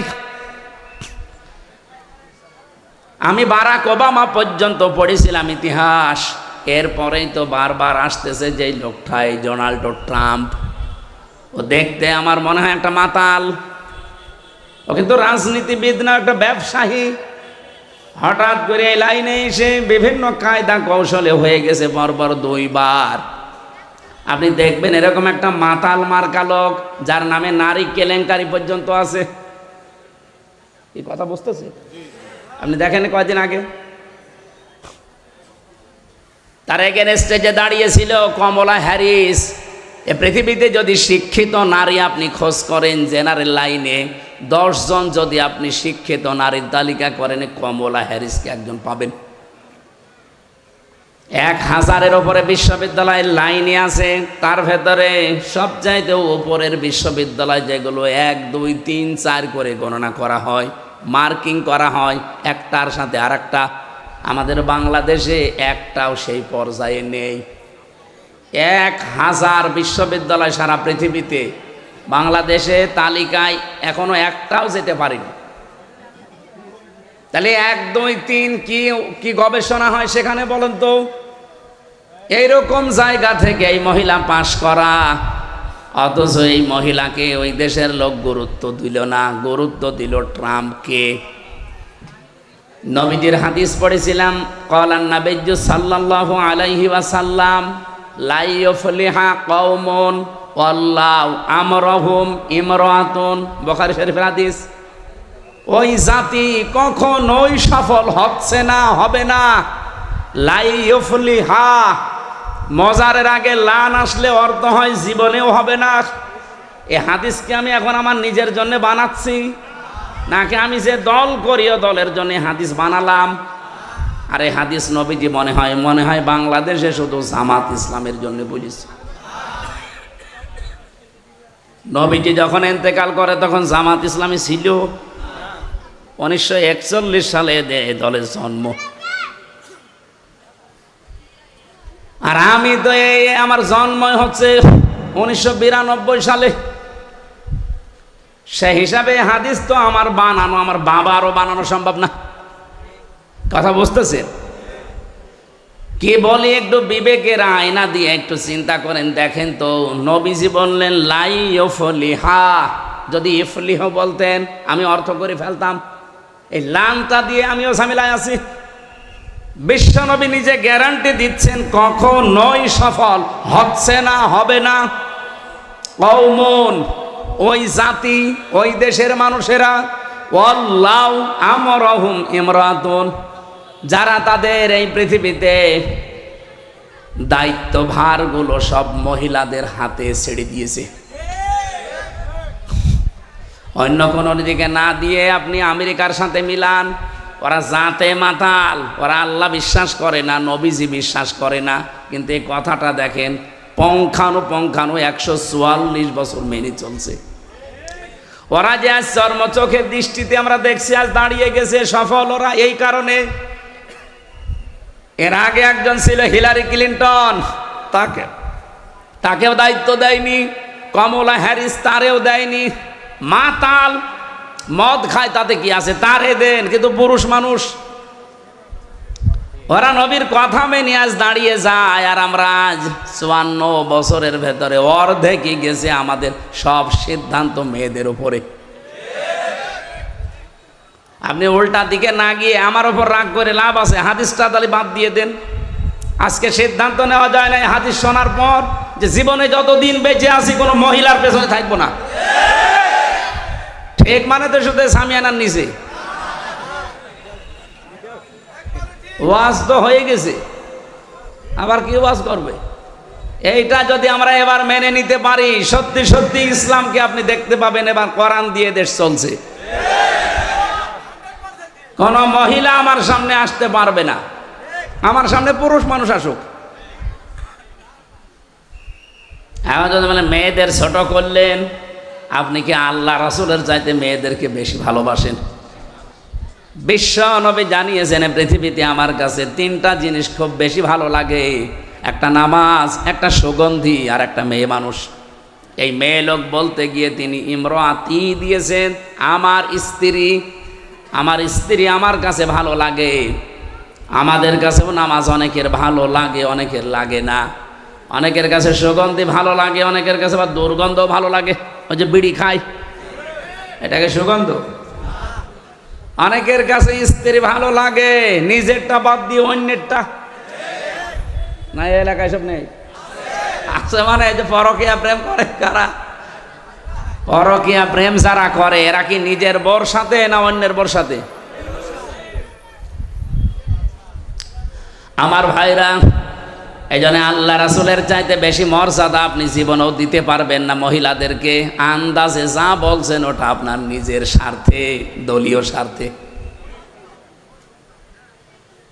যে কথা বলছিলাম, এই যে এই মহিলাটা খ্রিস্টান সবচাইতে বেশি পৃথিবীতে, তারপরেও তিনি যখন বলেন আমি দেখলাম যে আমার নিজের ভুলই ধরা পড়ে যাচ্ছে একটা একটা করে, এই সেই আয়াতটাই বলছিলাম, সূরা নিসার 34 নম্বর আয়াত, আর রিজালু কাওয়ামুনা আলান নিসা। আমি পুরুষদেরকে বানিয়েছি অভিভাবক আর মেয়েদেরকে বানিয়েছি তাদের আজ্ঞাবহ। কিন্তু আজ আমাদের দেশে অনেকে সিস্টেম পুরা উল্টিয়ে ফেলেছে। মেয়ে লোক এখন রাজমিস্ত্রি আর আমরা যোগাইলে। স্বামী এখন অধিকাংশ পরিবারে আর স্বামী নেই, মানে হুকুমের দাস হয়ে গেছে। সব পরিবারে না, বহু পরিবারে আমি দেখেছি স্বামী আন্দাজে নামে আছে শুধু, অথচ স্বামীর যে মর্যাদা এ পৃথিবীতে নবীজি জানিয়েছেন। আল্লাহ বাদে যদি সেজদা দেওয়া জায়েজ থাকতো, মেয়েদের কানের কাছে মুখ নিয়ে বলতাম যে স্বামীর পায়ে সেজদা দাও। এত মর্যাদা আল্লাহর পরে আল্লাহ যাকে দিলেন, সেই স্বামীকে আজ অনেকেই আছে গোলামের মতো ব্যবহার করে। গোলাম মার্কা স্বামী আছেন কারা? হাত তোলেন তো। এলাকা তো অনেক ভালো, আলহামদুলিল্লাহ।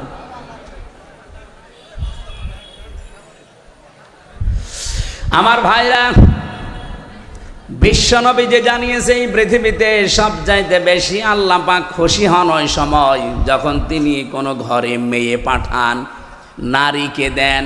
কন্যা সন্তান যখন কোনো ঘরে পাঠান তখন তিনি বেশি আনন্দ পান, খুশি হন। আমি যে কথা বলতে চাই আয়াত দিয়ে, বিশ্ব নবীকে আল্লাহ যদি সিবিয়ান না দিয়ে, রেজাল না দিয়ে সিবিয়ান দিতেন, আমরা তো আর কোরআন নিয়ে পড়ে থাকি না। যারা ভুল ধরার চেষ্টায় আছে অহরহ, তারা এই আয়াতি ভুল বের করতো যে মোহাম্মদ নাকি ছোট শিশুদের পিতা না। তাহলে এই যে তাহের, আবুল কাসেম, ইব্রাহিম, এগুলো কি? এরাও তো ছোটবেলায় মরে গেছে। আল্লাহ এমন শব্দ চয়ন করেছেন এই জায়গায়, সিবিয়ান দেননি, দিয়েছেন রেজাল। অথচ এসে জন্মের পর থেকে অনেকে আয়াত আমরা মিলাদে পড়েছি, এখানে যে তথ্য আছে অনেকে আমরা জানি না। তাহলে কত সেন্সিটিভ জায়গা কোরআনের প্রতিটি আয়াত। আমার আল্লাহ রেজাল ব্যবহার করে মানুষের মুখের ওপরে কাদা দিয়ে দিয়েছেন যে না, মুখ খুলতে পারবি না। কোরআনের ব্যাপারে ভুল ধরা দূরের কথা, যালিকাল কিতাবু লা রাইবা ফি, এখানে ভুল তো দূরের কথা, সন্দেহের লেশ পর্যন্ত নেই। বলেন সুবহানাল্লাহ। আল্লাহ তাহলে রেজাল দিয়েছেন সিবিয়ান না দিয়ে। তিনি প্রাপ্তবয়স্ক কোনো পুরুষের পিতা ছিলেন না দুনিয়ায়। পিতা ছিলেন শিশুদের, ছোট বয়সে তার ছেলেগুলো সব বিদায় নেয়। যতগুলো সন্তান তার দুনিয়ায় বেঁচে ছিল মুরব্বী। বলেন, এবার আমি একটা হাদিস এখানে শোনাতে চাই। নবীজি বলেন, হে পৃথিবীর মানুষেরা, যার মেয়ে আছে মেয়ের বাবাকে গালি দিবা না। আল্লাহ নবী কিন্তু কোনো দিন এ কথা বলেন না যে ছেলের বাবাকে গালি দিবা না। আমি আপনাকে ছেলের বাবাকে গালি দিতে বলছি না, কিন্তু আজ স্পেশালভাবে মেয়ের বাবাকে গালি দিবা না এ কথা আল্লাহর নবী বললেন। কারণ আমি মোহাম্মদ নিজে মেয়েদের বাবা। মেয়ে যাদের আছে আপনি গ্যারান্টি নিতে পারেন, শুধু 3টা কাজ যদি করতে পারেন ওর পেছনে আল্লাহ পাক আপনাকে এই ওসিলায় একটা জান্নাত দেবেই।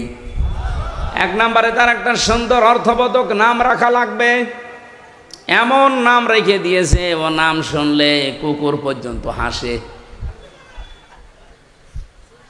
আধুনিক এমন এমন নাম এখন বের হচ্ছে। এই জন্য আপনি ইসলামী এবং অর্থবোধক নাম রাখবেন মেয়েদের। 2 নম্বরে শুধু নাম রাখাই শেষ না, এর পেছনে আপনি খরচ করবেন আপনার সাধ্য মতো দিন শেখাতে। আপনার মেয়ে হাফেজা হবে, আপনার মেয়ে ইঞ্জিনিয়ার হবে, ডাক্তার হবে, কোনো অসুবিধা নেই, কিন্তু তাকে প্রথমে কোরআনে কারিমের জ্ঞানটা এমনভাবে দেন ও বড় হয়ে যেন দুর্নীতি না করে। এগুলো যাদের ভেতরে আছে, আপনার মেয়ে যদি ডাক্তার হয় রাজশাহীর ডাক্তার ফাতেমা সিদ্দিকার মতো হবে। আপনার মেয়ে যদি বিশ্ববিদ্যালয়ের শিক্ষিকা হয়, আমি বহু বিশ্ববিদ্যালয়ের শিক্ষিকা দেখেছি, এ মানুষগুলো সূর্যের আলো পর্যন্ত তাদেরকে দেখতে পায় নাই, অথচ তারা ভার্সিটির শিক্ষিকা। আর আপনার মেয়ে প্রাইমারির মাস্টার, ওরা আগা থেকে মাথা পর্যন্ত শুধু সূর্য না, এলাকার সূর্যরাও দেখে। এই জন্য তাকে এমন জ্ঞান আপনি প্রথমে দিয়ে দেবেন, ও যখন এই দায়িত্ব পালন করুক দুর্নীতি করবে না। আপনি দেখেন আগে কিন্তু 5 এবং 8-এ 100 মার্কের কোরআন ছিল, হাদিস ছিল, ফিকহ ছিল, ইসলামী ইতিহাসগুলো ছিল 100 মার্কের বৃত্তি পরীক্ষায়। কিন্তু আমাদের দুর্ভাগ্য, আগে যারা দায়িত্ব ছিল এই 15 বছরে ওরাই বৃত্তি পরীক্ষায় 100 মার্ক কোরআন হাদিস তুলে দিয়েছে। আরে পরীক্ষার জন্য অনেকে পড়ে না, সেটা যদি সিলেবাসে না থাকে ও জীবনে হাত দেবে। আগে সেই 3 যখন পড়তাম তখন গারে সুরের ঘটনা পড়তাম। হযরতে আবু বকর সিদ্দিক নবীজিকে রাতের বেলা পাহারা দিয়েছিলেন, পড়তাম আর ওই সময় বুঝতাম না, তারপরও মন লাগিয়ে দিতাম যে কি কি হয়েছে দেখি। আবু বকরের ওপর একটা আলাদা ভালোবাসা জন্ম নিত যে নবীর জন্য এত কিছু করেছে। ওখানে শিক্ষায় দেখবেন 2-3 লাইন আবার লেখাও ছিল যে হযরতে আবু বকর নবীজির জন্য একটা দিন একটা রাত এই কষ্টটা করার কারণে আল্লাহ এত বেশি খুশি হয়েছিলেন, কিয়ামত পর্যন্ত আমরা যারা দুনিয়ায় আসতে পারি সবার নেকি যদি এক পাল্লায় দেন, হযরতে আবু বকর নবীজির জন্য 1 রাতে যে কষ্ট করেছিলেন ওই 1 রাতের কষ্টের সমান যে সওয়াব, ওই সওয়াবের পরিমাণ হবে না। আবু বকরের প্রতি এমনি একটা আলাদা ভালোবাসা তৈরি হয়ে যেত। সেইগুলোই যদি এখন তুলে দেয় তে ভালোবাসা জন্মাবে কি করে? এই জন্য সিলেবাসে যারা ছিল শিক্ষা ব্যবস্থায়, ওরা যাতে মাতালগিরি করলো, ওরা কিন্তু তালে ঠিক ছিল। আপনি দেখেছেন যে কয়জন মানুষ দায়িত্ব পালন করেছেন, নুরুল ইসলাম নাহিদ, ডাক্তার দীপুমণি, আর এই যে চট্টগ্রামের নওফেল, এগুলো লেখাপড়া কোন জায়গায়, এগুলো প্রোটেকশন কোন জায়গা থেকে? সর্বশেষ যে লোকটা দায়িত্বে ছিল এই মহিউদ্দিনের ছেলে নওফেল, চট্টগ্রামের শিক্ষা মন্ত্রণালয় ছিল, ওর পড়া ভারতের রামকৃষ্ণ। যারা রামকৃষ্ণ থেকে পড়ে এসে আমাদের মুসলমানের 92% মুসলমানের দেশের শিক্ষা ব্যবস্থায় শিক্ষামন্ত্রী হবে, অত কোরআন হাদিস পড়াবে। এই জন্য 100 মার্কের ছিল, আবার তুলে দিয়েছে, দরকার নেই। আমরা চাই আবার এই দেশে সকালবেলা ফজরের পরে কনারের আওয়াজ বিভিন্ন ঘর থেকে আসতে থাকবে। এটা চান না? খালি আসলে আজকে আসার পরে প্রায় 4-5 জন বাচ্চা এসে বলছে মাথায় হাত দেন, দোয়া করেন। কি দোয়া করব? বাচ্চাগুলো খারাপ হয় ওই সময় যখন মায়ের পেট থেকে দুনিয়াতে আসে, কারণ এই 10 মাস 10 দিন মায়ের পেটে থাকাকালীন ও অনেক কিছু ওখান থেকে নিয়ে আসে। বিজ্ঞান এখন প্রমাণ করছে 6 মাস যখন মায়ের পেটে মানুষের হয়ে যায় তখনও দুনিয়ার কথাবার্তা শুনতে পায়।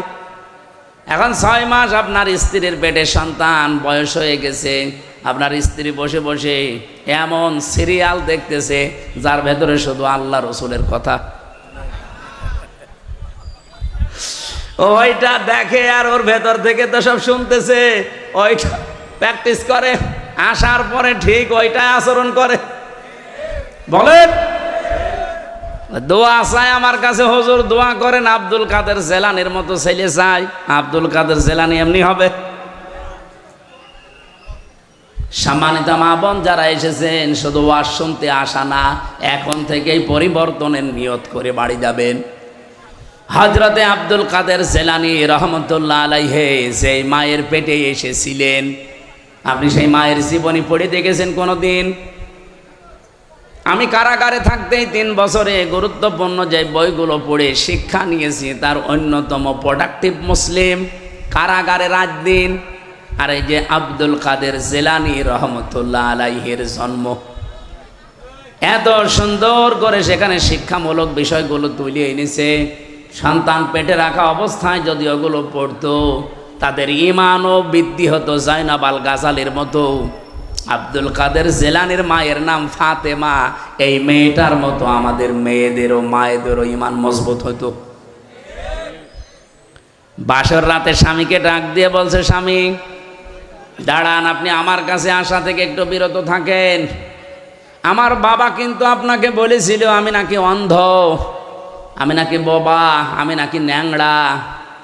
আর ঠিক বলেছে আমার বাবা। আপনি যে বাসর রাতে আমার কাছে আসতে যে ফিরে গেলেন ভয়তে, আপনি বিয়ের আগেই তো শুনেছিলেন যে আমি অন্ধ, অথচ আমার চোখ এখন ভালো। আপনি শুনেছিলেন যে আমি নাকি ন্যাংড়া, অথচ আমি হাঁটতে পারি। আপনি শুনেছিলেন আমি কিছু শুনতে পাই না, কালা, অথচ আমি আপনার কথা শুনতে পাচ্ছি। আপনি শুনেছিলেন আমার বাবার কাছে আমি বোবা, কথা বলতে পারি না, অথচ আমি আপনার সাথে টকিং করছি। আমার বাবা যা বলেছে সত্য বলেছে, এই কারণে আমি যখন প্রাপ্তা বয়স্ক হয়েছি, তার মানে মেয়েরা প্রাপ্ত বয়স্ক হয় ওই সময় যখন তাদের শরীর খারাপ হয়। কথা বুঝতেছে? মেয়েরা যারা এসেছেন সম্মানিত মা বোনেরা, আপনাদেরকে বলছি, একটা মেয়ে মানুষ ওই পর্যন্ত প্রাপ্ত বয়স্ক হয় না, প্রাপ্তা। মেয়েদেরকে প্রাপ্তা বলা হয়, পুরুষ প্রাপ্ত। যতক্ষণ তাদের মাসিক না হয় বা ওই শরীর খারাপ না হয়, যখন শরীর খারাপ হয়ে যাবে, সে 9 বছরে হোক, 12 বছরে হোক, 15 বছরে হোক, যখনই শুরু হবে ওই দিন থেকে শুরু করে জীবনে আর কোনো দিন আপনি ওই মাসে 3 দিন, 5 দিন, 7 দিন বাদ দিয়ে নামাজ বাদ দিতে পারবেন না। এই মাসলাটা বুঝেছেন কিনা বলেন? তাহলে মেয়ে লোকের নামাজ ফরজ হওয়া যেদিন শরীর খারাপ হয়েছে ওই দিনের পবিত্র হওয়ার পর থেকে, তার শরীর খারাপ হওয়ার পর থেকে নামাজ শুরু। হ্যাঁ, প্রতি মাসে মাসে আপনি 3 দিন, 7 দিন, 10 দিন পর্যন্ত নামাজ না পড়ে থাকতে পারবেন যখন শরীর খারাপ থাকবে। তো শরীর ভালো হয়ে গেলে বাকি সময় কোনো দিন আপনি আর নামাজ বাদ দিতে পারবেন না। অনেকের মেয়ের হয়তো 10 বছর 12 বছর 13 বছরে শরীর খারাপ হয়, কিন্তু বাবা তো আর জানে না, মা তো এই বিষয়গুলো জানে। ও নামাজ না পড়ে ফজরের সময় ঘুমিয়ে আছে, বাবা তো আর জানে না যে আমার মেয়ের অবস্থা কি। মা কিন্তু সব জানে। বাবা যে ডাক দিয়ে বলবে যে ফরজ নামাজটা পড়ে ঘুমা, বলতেও পারে না। এই জন্য মা বোন যারা এসেছেন, আপনার দায়িত্ব এটা, স্বামীকে হয় জানিয়ে দেবেন যে এই মাস থেকে তার এই শরীরের অবস্থা, আগামী থেকে তার নামাজ কিন্তু আর কাজা করা হারাম, ফরজ নামাজ পড়াই লাগবে। আমি এই মাসলাটা বোঝাতে পেরেছি কিনা বলেন তো? বলেন বলেন। আমাদের বাবাদের দরকার নেই, আমরা বাবারা শুধু আদেশ দেওয়ার ক্ষেত্রে থাকলে হবে। বড় ভাই যারা আমরা আছি, বাবা যারা আছি, আদেশ দেওয়া পর্যন্ত থাকলে হবে, কিন্তু দায়িত্ব পালন করা লাগবে মায়েদের আর বড় বোনদের। মারা এবং বড় বোনেরা যারা আছেন, অবশ্যই আপনার বোন হোক আপনার মেয়ে হোক, তার শরীর যেদিন খারাপ হবে ওর পর থেকেই তার নামাজ কি ফরজ। এর আগে পর্যন্ত কিন্তু নামাজ ফরজ ছিল না। এর আগে পর্যন্ত সে 10 বছর হোক 12 বছর হোক 15 বছর হোক, এর আগে পর্যন্ত যদি নামাজ পড়ে থাকে সওয়াব হলে আপনার হবে, ওই মেয়েটার সওয়াব হবে না। কিন্তু এরপর থেকে নামাজ পড়লে সওয়াব, না পড়লে কবিরা গোনা, আর আপনি আদেশ দেননি, আপনারও গোনা। স্বামীকে ডাক দিয়ে বলেছে, স্বামী আমার বাবা বলেছিল আমি নাকি অন্ধ। হ্যাঁ আমি অন্ধ। আমার এই প্রাপ্তা বয়স্ক হওয়ার পর থেকে মনে করেন 12 বছর, এই 12 বছরের পর থেকে এই বিয়ের এখন চলছে আমার 18 বছর। এই 6টা বছরে কোনো দিন আমি যে বোবা, আমার বাবা বোবা বলেছে, কারণ এই মুখ দিয়ে আমি কোনো দিন গীবত করি নাই। আমার বাবা বলেছে আমি নাকি অন্ধ। হ্যাঁ আমি পরপুরুষের চেহারা এই অন্তত এই প্রাপ্তবয়স্কর পর থেকে বিয়ে পর্যন্ত দেখি নাই। আমি ন্যাংড়া এই কারণে বলেছি আমার এই পা দিয়ে এমন কোনো হারাম কাজে আমি যাই নাই যেটা কবিরা গোনা হয়। আমি এমন কোনো কথা এই কান দিয়ে শুনি নাই যে কথায় কবিরা গোনা হয়, তার মানে গীবত, এগুলো আমি শুনি না। আমার বাবা আমার উপরে আস্থা রেখে এই 6 বছর সে দেখেছে, এই কারণে বলেছে আমার মেয়ে অন্ধ, বোবা, কালা, ন্যাংড়া। আসলে আমি ওই রূপক অর্থে এগুলো ছিলাম, বাস্তবে আমার শরীর সব ঠিক আছে। শুকরিয়া আদায় করলেন। বাসর রাত শেষ করে বউকে নিয়ে বাড়িতে গেলেন বাবার, কারণ এতদিন তিনি শ্বশুর বাড়িতে কাজ করে খেতেন 10 বছর। সর্বশেষ আমি তার জীবনী পড়তে গিয়ে বেশি এই মায়ের পেটে এসেছিলেন হজরতে আব্দুল কাদের জেলানি রহমতুল্লাহ আলাইহে। এত বড় চরিত্রের অধিকারী তার মা, এর পরেও তিনি মায়ের পেট থেকে এসে মাত্র 6 বছর তার বয়স, মা তাকে নিয়ে গেছে মাদ্রাসায় পড়ানোর জন্যে। ওস্তাদ ডাক দিয়ে বলছে, বাবা বলো বিসমিল্লাহির রহমানির রহিম, আলিফ বা তা সা। হযরতে আব্দুল কাদের প্রথমেই প্রশ্ন করলেন, উস্তাদ বিসমিল্লাহির রহমানির রহিম এর মানে কি? উনি অর্থ বললেন যে এখানে আল্লাহর নামে শুরু হচ্ছে, যিনি রহমান, যিনি রহিম, দয়াশীল এবং ক্ষমাশীল। আলিফ বা তা সা। উনি বললেন এর অর্থ বলেন। ওস্তাদ বলছে আলিফ বা তা সার কোনো অর্থ নেই। আব্দুল কাদের বলে, হুজুর যে জিনিসের মানে হয় না, অর্থ হয় না, ওটা পড়ি আমি সময় নষ্ট করি না। ওস্তাদ চিন্তা করছে কি ছাত্র পেলাম। তুমি জানো আলিফের মানে? যা জানি, আমি মায়ের কাছ থেকে শুনেছি। কি আলিফের মানে? আমি এতদিন ছাত্র পড়াই, আমি জানি না। তোমার মা কি বলিয়েছে দেখি বলো তো। উনি আলিফ দিয়ে শুরু করলেন আয়াতুল কুরসি। আল্লাহু লা ইলাহা ইল্লা হুয়াল হাইয়ুল কাইয়্যুম। তেলাওয়াত করতে করতে প্রায় 18 পারা পর্যন্ত তিনি পড়েছিলেন। আয়াতুল কুরসির ভেতরে আমার আল্লাহর 10টা ক্ষমতার কথা আছে, তিনি ব্যাখ্যা পর্যন্ত মায়ের কাছে পড়েছিলেন, শুনেছিলেন। এগুলো শুনলেন, বললেন ওস্তাদকে। ওস্তাদ কাঁদতে কাঁদতে বেহুশ হয়ে গেছে। হোশ ফেরার পরে ডাক দিয়ে বলছে, কি মা কয় তোমার? পর্দার আড়াল থেকে মাকে জিজ্ঞাসা করলেন, আপনি এই ছেলেকে মনে হয় কোনো জায়গায় পড়িয়েছেন, এখন নিয়ে এসেছেন আমার কাছে পরীক্ষা করার জন্যে? মা বলছে, না, এই প্রথম নিয়ে আসলাম। কি বলেন? আপনার এই ছেলের তো আল্লাহর পরিচয় ব্যাপক আয়ত্ত আছে, এমনকি কোরআনে কারিমের 18 পারা পর্যন্ত তার প্রায় মুখস্থই করা আছে। বয়স মাত্র 6 বছর। কয় বছর? 18 পারা মুখস্থ হয়েছে 6 বছরের বাচ্চা। তার মানে আমার মেজো মেয়েটা এখন 6 বছর, ফারিহা এতটুকু বয়সে কোরআন মুখস্থ করে ফেলেছে প্রায় 18 পারা। কথা শোনার পরে মায়ের তো আনন্দ করার কথা, খুশি হওয়ার কথা। মা আমার কান্না আরম্ভ করলেন। ওস্তাদ কান্নার আওয়াজ শোনার পরে জিজ্ঞাসা করেন, আপনি কাঁদেন কেন? আপনার তো সৌভাগ্য। মা ডাক দিয়ে বলে, ওস্তাদ কাজী, আমি এই জন্যে, আমি নিজেও কোরআনের হাফেজা, আমি নিজেও কোরআন পড়াটাই হালকা বুঝি। এই সন্তানটা আমার পেটে আসার পর থেকে আমি অধিকাংশ সময় আমার মুখে কোরআন রাখতাম। আমি উঠান ঝাড়ু দিয়েছি, আমার মুখে আল্লাহর কোরআন। আমি ঘর ঝাড়ু দিয়েছি, আমার মুখে আল্লাহর কোরআন। আমি খাবার দাবার স্বামীকে দিয়েছি, আমার মুখে আল্লাহর কোরআনই থাকতো। সন্তানটা জন্ম নেওয়ার পরে আমি ফজরের নামাজ পড়ে ওরে শুইয়ে রাখতাম, পাশে বসে বসে তেলাওয়াত করতাম। দেখতাম আমার সন্তান আব্দুল কাদের আমার মুখের দিকে তাকিয়ে মুখ মিলাচ্ছে। আমার আফসোস হচ্ছে এই কারণে, আমি যদি আর একটু কষ্ট করে প্রতিনিয়ত 30 পারায় তাকে পড়ে পড়ে শোনাতে পারতাম, আমার এই ছোট সন্তান এতটুকু বয়সেই কোরআনের হাফেজ হয়ে যেত।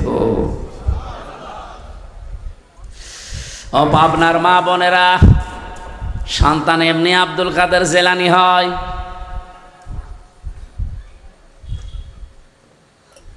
এই জন্য আমি যেটা বোঝাতে চাচ্ছিলাম, কন্যা সন্তান এই পৃথিবীতে মানুষকে আমার আল্লাহ দিয়ে তিনি নিজেই আরশে বসে বসে আনন্দ করেন, আর তিনি নিজেই খুশি হন। আপনি যখন এই মেয়েটার সুন্দর একটা অর্থবোধক নাম রাখার পর তার পেছনে খরচ করবেন সাধ্য মতো, মনে করবেন এটা আমি আল্লাহর রাস্তায় সাদগা করছি। কোন ছেলের পেছনে খরচ করলে সাদগা হয় এটা আমি পাইনি, কিন্তু মেয়েটার পেছনে যদি খরচ করেন, তাকে দিন শিক্ষা দেন, 3 নম্বরে তাকে সৎ পাত্র দেখে পাত্রস্থ করেন। নবীজি বলেন, কিয়ামতে আল্লাহ যখন আমার জান্নাতে দেবে, তিনি এইভাবে দেখিয়েছিলেন, পাশাপাশি আমার পাশে ওই মেয়েটার দায়িত্বশীল মা বাবা আমার সাথে থাকবে। এই জন্য অর্থবোধক নাম রাখবেন মেয়ের, এমন নাম রাখবেন না যেটা শুনলে কোনো অর্থ পাওয়া যায় না। সেদিন একটা দোকানের নাম, তার মেয়ের নামে দেখলাম মাহিদা। মাহিদা মানে বিভিন্ন জায়গায় আমি দোকানের নাম সাইনবোর্ডে দেখি ফুলজান স্টোর, অথবা লেখা আছে আসিয়া স্টোর। না, আইন সাদিয়া, আসিয়া শব্দের শাব্দিক অর্থ অবাধ্য, আর হামজা দিয়ে আসিয়া মানে বাধ্যগত বান্দি, সৌভাগ্যশালী। তাহলে আসিয়া না আসিয়া? হ্যাঁ, আসিয়া হামজা দিয়ে। খালি উচ্চারণের ভেতরে পার্থক্য হয়ে গেলে দেখেন অর্থ আকাশ পাতাল দিয়ে গেছে। আসিয়া মানে সৌভাগ্যশালী, আর আসিয়া মানে অবাধ্য। ফুলজান মানে ঘনিয়ে ধরা। ওরে মাহিদা রেখেছে, জিজ্ঞাসা করলাম মাহিদা স্টোর কি? বলে আমার মেয়ে হয়েছে, তার নামই আমি দোকান দিয়েছি। খুব ভালো লেগেছে নামটা আমার। কোথায় পেয়েছেন মাহিদা? আচ্ছা, কোরআন শরীফ পড়তে গিয়ে পেয়েছি। বিসাল মাহিদ, মিহাদ। এই মিহাদ থেকে শেষে আবার জবর দেওয়া আছে। আমি বললাম মিহাদ মানে জানেন? মিহাদ মানে জাহান্নামের নিকৃষ্ট স্থান। কোরআন শরীফ পড়ে নাম পালাম, তাও 2 নাম্বার নাম। নাম পাল্টাবো, নাম পাল্টিয়ে এখন আমি তারে দিয়েছি জামিলা। লিখবেন জামিলা মানে আপনার মেয়ে যেহেতু সুন্দরী, আপনি মেহাদ না দিয়ে দিবেন জামিলা মানে সুন্দরী। সুন্দর একটা অর্থবোধক নাম রাখার পরে এই মেয়েটাকে যদি আপনি সাধ্য মতো খরচ করে তাকে দিনের শিক্ষা দিয়ে দুনিয়ার শিক্ষা দিয়ে সাত একটা পাত্র দেখে পাত্রস্থ পর্যন্ত করে দিতে পারেন। কোরআনে কারিমে আল্লাহ যেখানে জন্মের কথা দিয়েছেন দেখবেন আগে মেয়ে লোকের নাম দিয়েছেন ইয়াখলুকু মা ইয়াশা ইয়াহাবু লিমান ইয়াশাউ ইনাসা ওয়া ইয়াহাবু লিমান ইয়াশাউ যুকুর। আল্লাহ পাক ইয়াহাবু লিমান ইয়াশাউ ইনাসা দিয়েছেন। ইনাসুন মানে মেয়ে লোক, কন্যা। ও পাবনাবাসী, আল্লাহ ছেলের নাম দিলেন না কেন? আল্লামা আলুসি রুহুল মানি রুহুল বায়ান এই তাফসিরের ভেতরে তিনি ব্যাখ্যা করতে গিয়ে লিখেছেন আল্লাহ পাক সবচাইতে বেশি ভালোবাসে মেয়েদেরকে, এই জন্যে তিনি মেয়ে দিয়ে আরম্ভ করেছেন আয়াতটা। জোরে বলেন সুবহানাল্লাহ। তাহলে আল্লাহ সবচাইতে বেশি খুশি হন, আনন্দ পান দুনিয়াতে ওই সময় যখন কারো ঘরে মেয়ে আসে, কন্যা সন্তান আসে। কিন্তু দুনিয়ার মানুষ এইটাই খুশি না বেজার? আমরা ইনশাল্লাহ খুশি হব মেয়েদের এই হকগুলো আদায় করার মাধ্যমে জান্নাতুল ফেরদাউস পর্যন্ত আমরা যেন যেতে পারি। বলেন আমিন। রবিউল আউয়াল মাস আসলে আমরা যেহেতু নবী নিয়ে পাগল হয়ে যাই, সেই নবীকে নিয়ে একটা আয়াত পড়েছি মাত্র, সূরা আরাফ 157 নম্বর আয়াত। এখানে প্রায় কমপক্ষে 13টা জিনিস আছে। প্রথম 3টা পরিচয় দেওয়া আছে নবীজির, এরপরে 6টা কাজ করা লাগবে আমাদের, 6টা গুণাগুণ দেওয়া আছে বিশ্বনবীর। পরিচয় দেওয়ার পরে গুণাগুণ দিয়েছেন, বৈশিষ্ট্য। এরপরে শেষের দিকে আমাদের জন্য করণীয় 3টা কাজ আল্লাহ দিয়েছেন। এই 3 3 6 আর ওদিকে 6 কত? বলেন। আর ওই শেষের শব্দটা সৌভাগ্যশালী হওয়ার জন্য আপনাকে মাস্ট বি দুনিয়ায় এই 12টা কাজ করা লাগবে। রবিউল আউয়াল মাস যেহেতু এসেছে, আমরা এই আয়াত থেকে নবীজির মাধ্যমে কিছু নিতে চাই। আল্লাহ যেন আমাদেরকে সহজে অল্প সময়ে কিছু নেওয়ার সুযোগ দান করেন। বলেন আমিন। সূরা আরাফ কোন সূরা বলেন তো?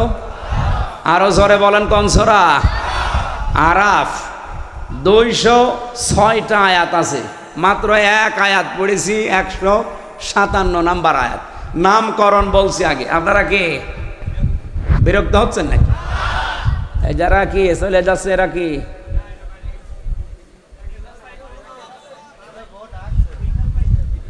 আমার ভাইরা একটু খেয়াল করে শুনবেন, তাফসীর মাহফিলে কথা বলতে হলে একেবারে এটা নামকরণ থেকে আরম্ভ করা লাগে। আরাফ শব্দের শাব্দিক অর্থ আমরা জানি, ওই যে আরাফাতের ময়দান না, এটা শুধু আরাফাতের ময়দান না। আরাফ শব্দের শাব্দিক অর্থ উঁচু। এটা জান্নাত এবং জাহান্নামের মাঝখানে একটা দেওয়াল দেওয়া আছে, এই দেওয়ালটার নাম হচ্ছে আরফ। নবীজি বলেন কিয়ামতের দিন আল্লাহ কিছু মানুষকে এখানে বসিয়ে দেবেন।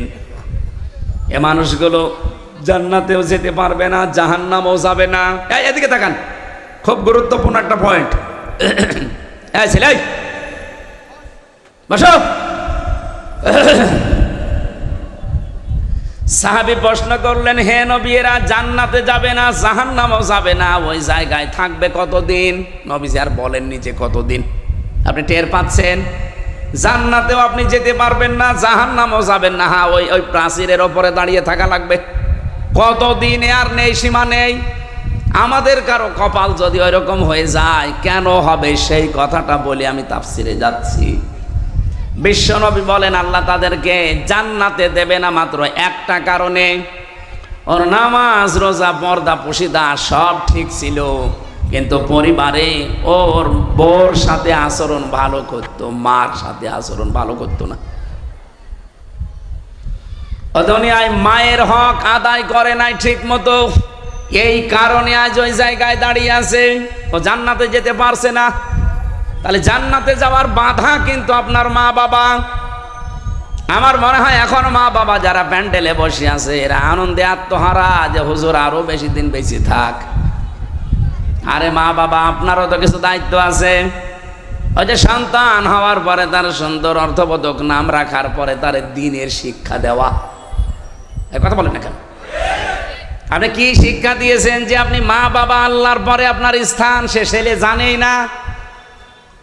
الحق ليظهره على الأديان صلى الله عليه وعلى آله وأصحابه الكرام ما دام الشمس والقمر بجريان والنجم والشجر يسجدان والسماء رفعها ووضع الميزان فقد قال الله تعالى في كلامه المجيد وبرهانه التوحيد أعوذ بالله من الشيطان الرجيم بسم الله الرحمن الرحيم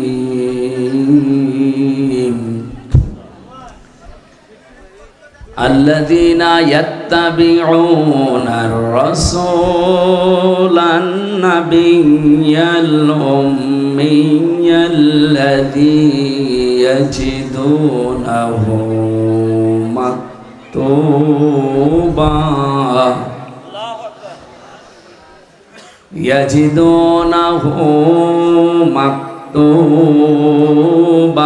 عندهم في التوراة والإنجيل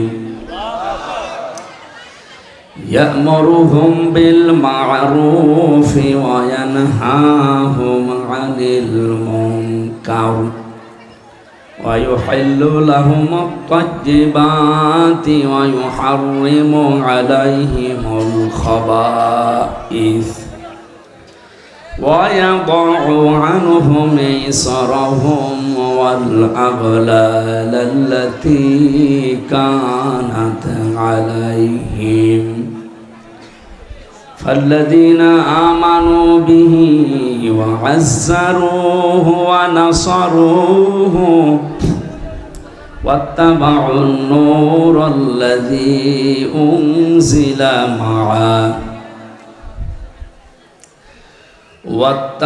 واتبعوا النور الذي أنزل معه أولئك هم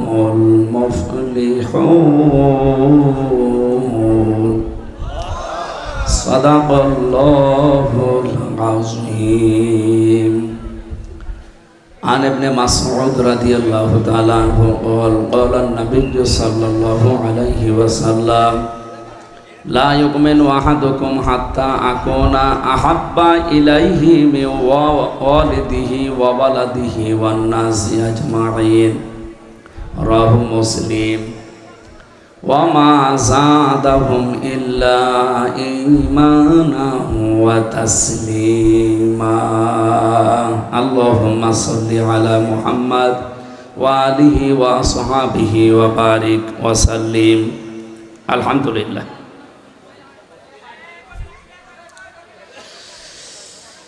পাবনা জেলার ঈশ্বরদী থানার অন্তর্গত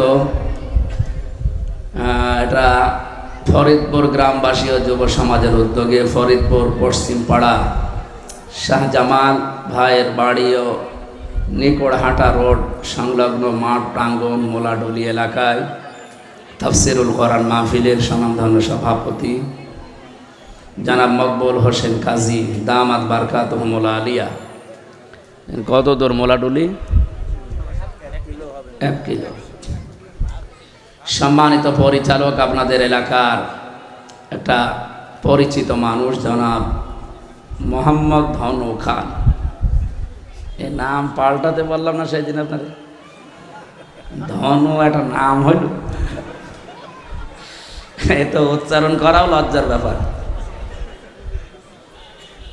আমার মনে হয় যে দন্তন্বয় হর্ষ যদি কেটে দেওয়া যায়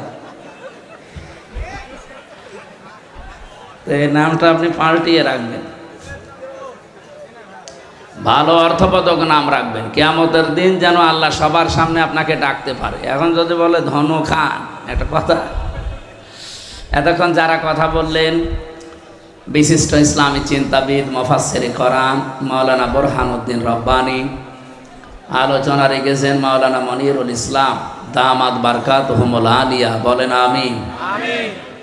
এ মাহফিলের বরেণ্য সদস্য যারা, বিশেষ করে যে যুবকরা কোরআনে কারিমের এই পথে উদ্বুদ্ধ হয়েছেন চলার জন্য, প্রচারের জন্য এই মাধ্যমে যারা সামিল হলেন, মহান রব্বুল ইজ্জাত ওয়াল জালাল তাদেরকে যেন কোরআনের জন্য কবুল করেন আমিন।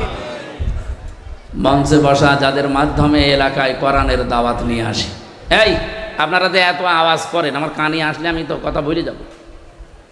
যে যেখানে আছেন হয় দাঁড়িয়ে থাকেন, বসে থাকেন, কথা বলবেন না।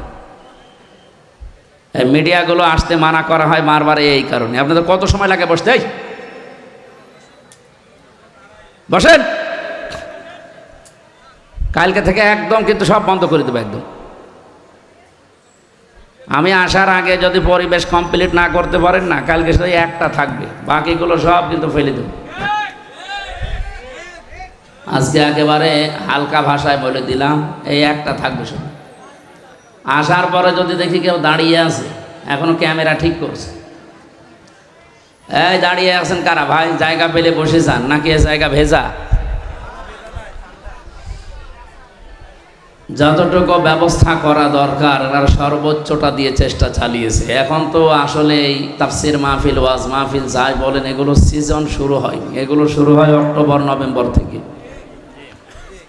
এখন সে আপনারাও পারেন না, আমারও ছাড়েন না, আল্লাহু আকবার, এইভাবে চলছে। এত গরমে কথা বলা যায়? বলেন তো, কি গরম পড়ছে এখন।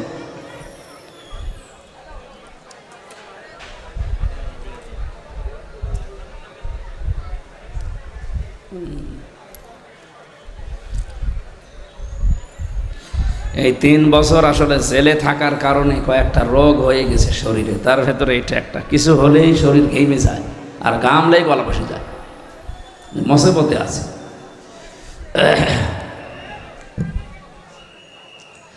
যারা স্বেচ্ছাসেবক আছেন ওনাদেরকে আস্তে করে ধরেন, জোর করেই ধরেন, আস্তে করে বসা। আমি আপনাদের কাছে দরকার হয় হাত জোড় করি, যেভাবেই হোক আপনারা আসেন, এসেছেন, কষ্ট করছেন, দেখতে পাচ্ছি, কথা বলবেন না ভাই, আমার অনুরোধটা রাখেন, কথা বলবেন না। ওয়াইদা কুরিয়াল কুরআনু ফাসতামিউ লাহু ওয়া আনসিতু লাআল্লাকুম তুরহামুন। এ মাহফিল যতই ছোট হোক, কোরআনের, কিসের বলেন তো?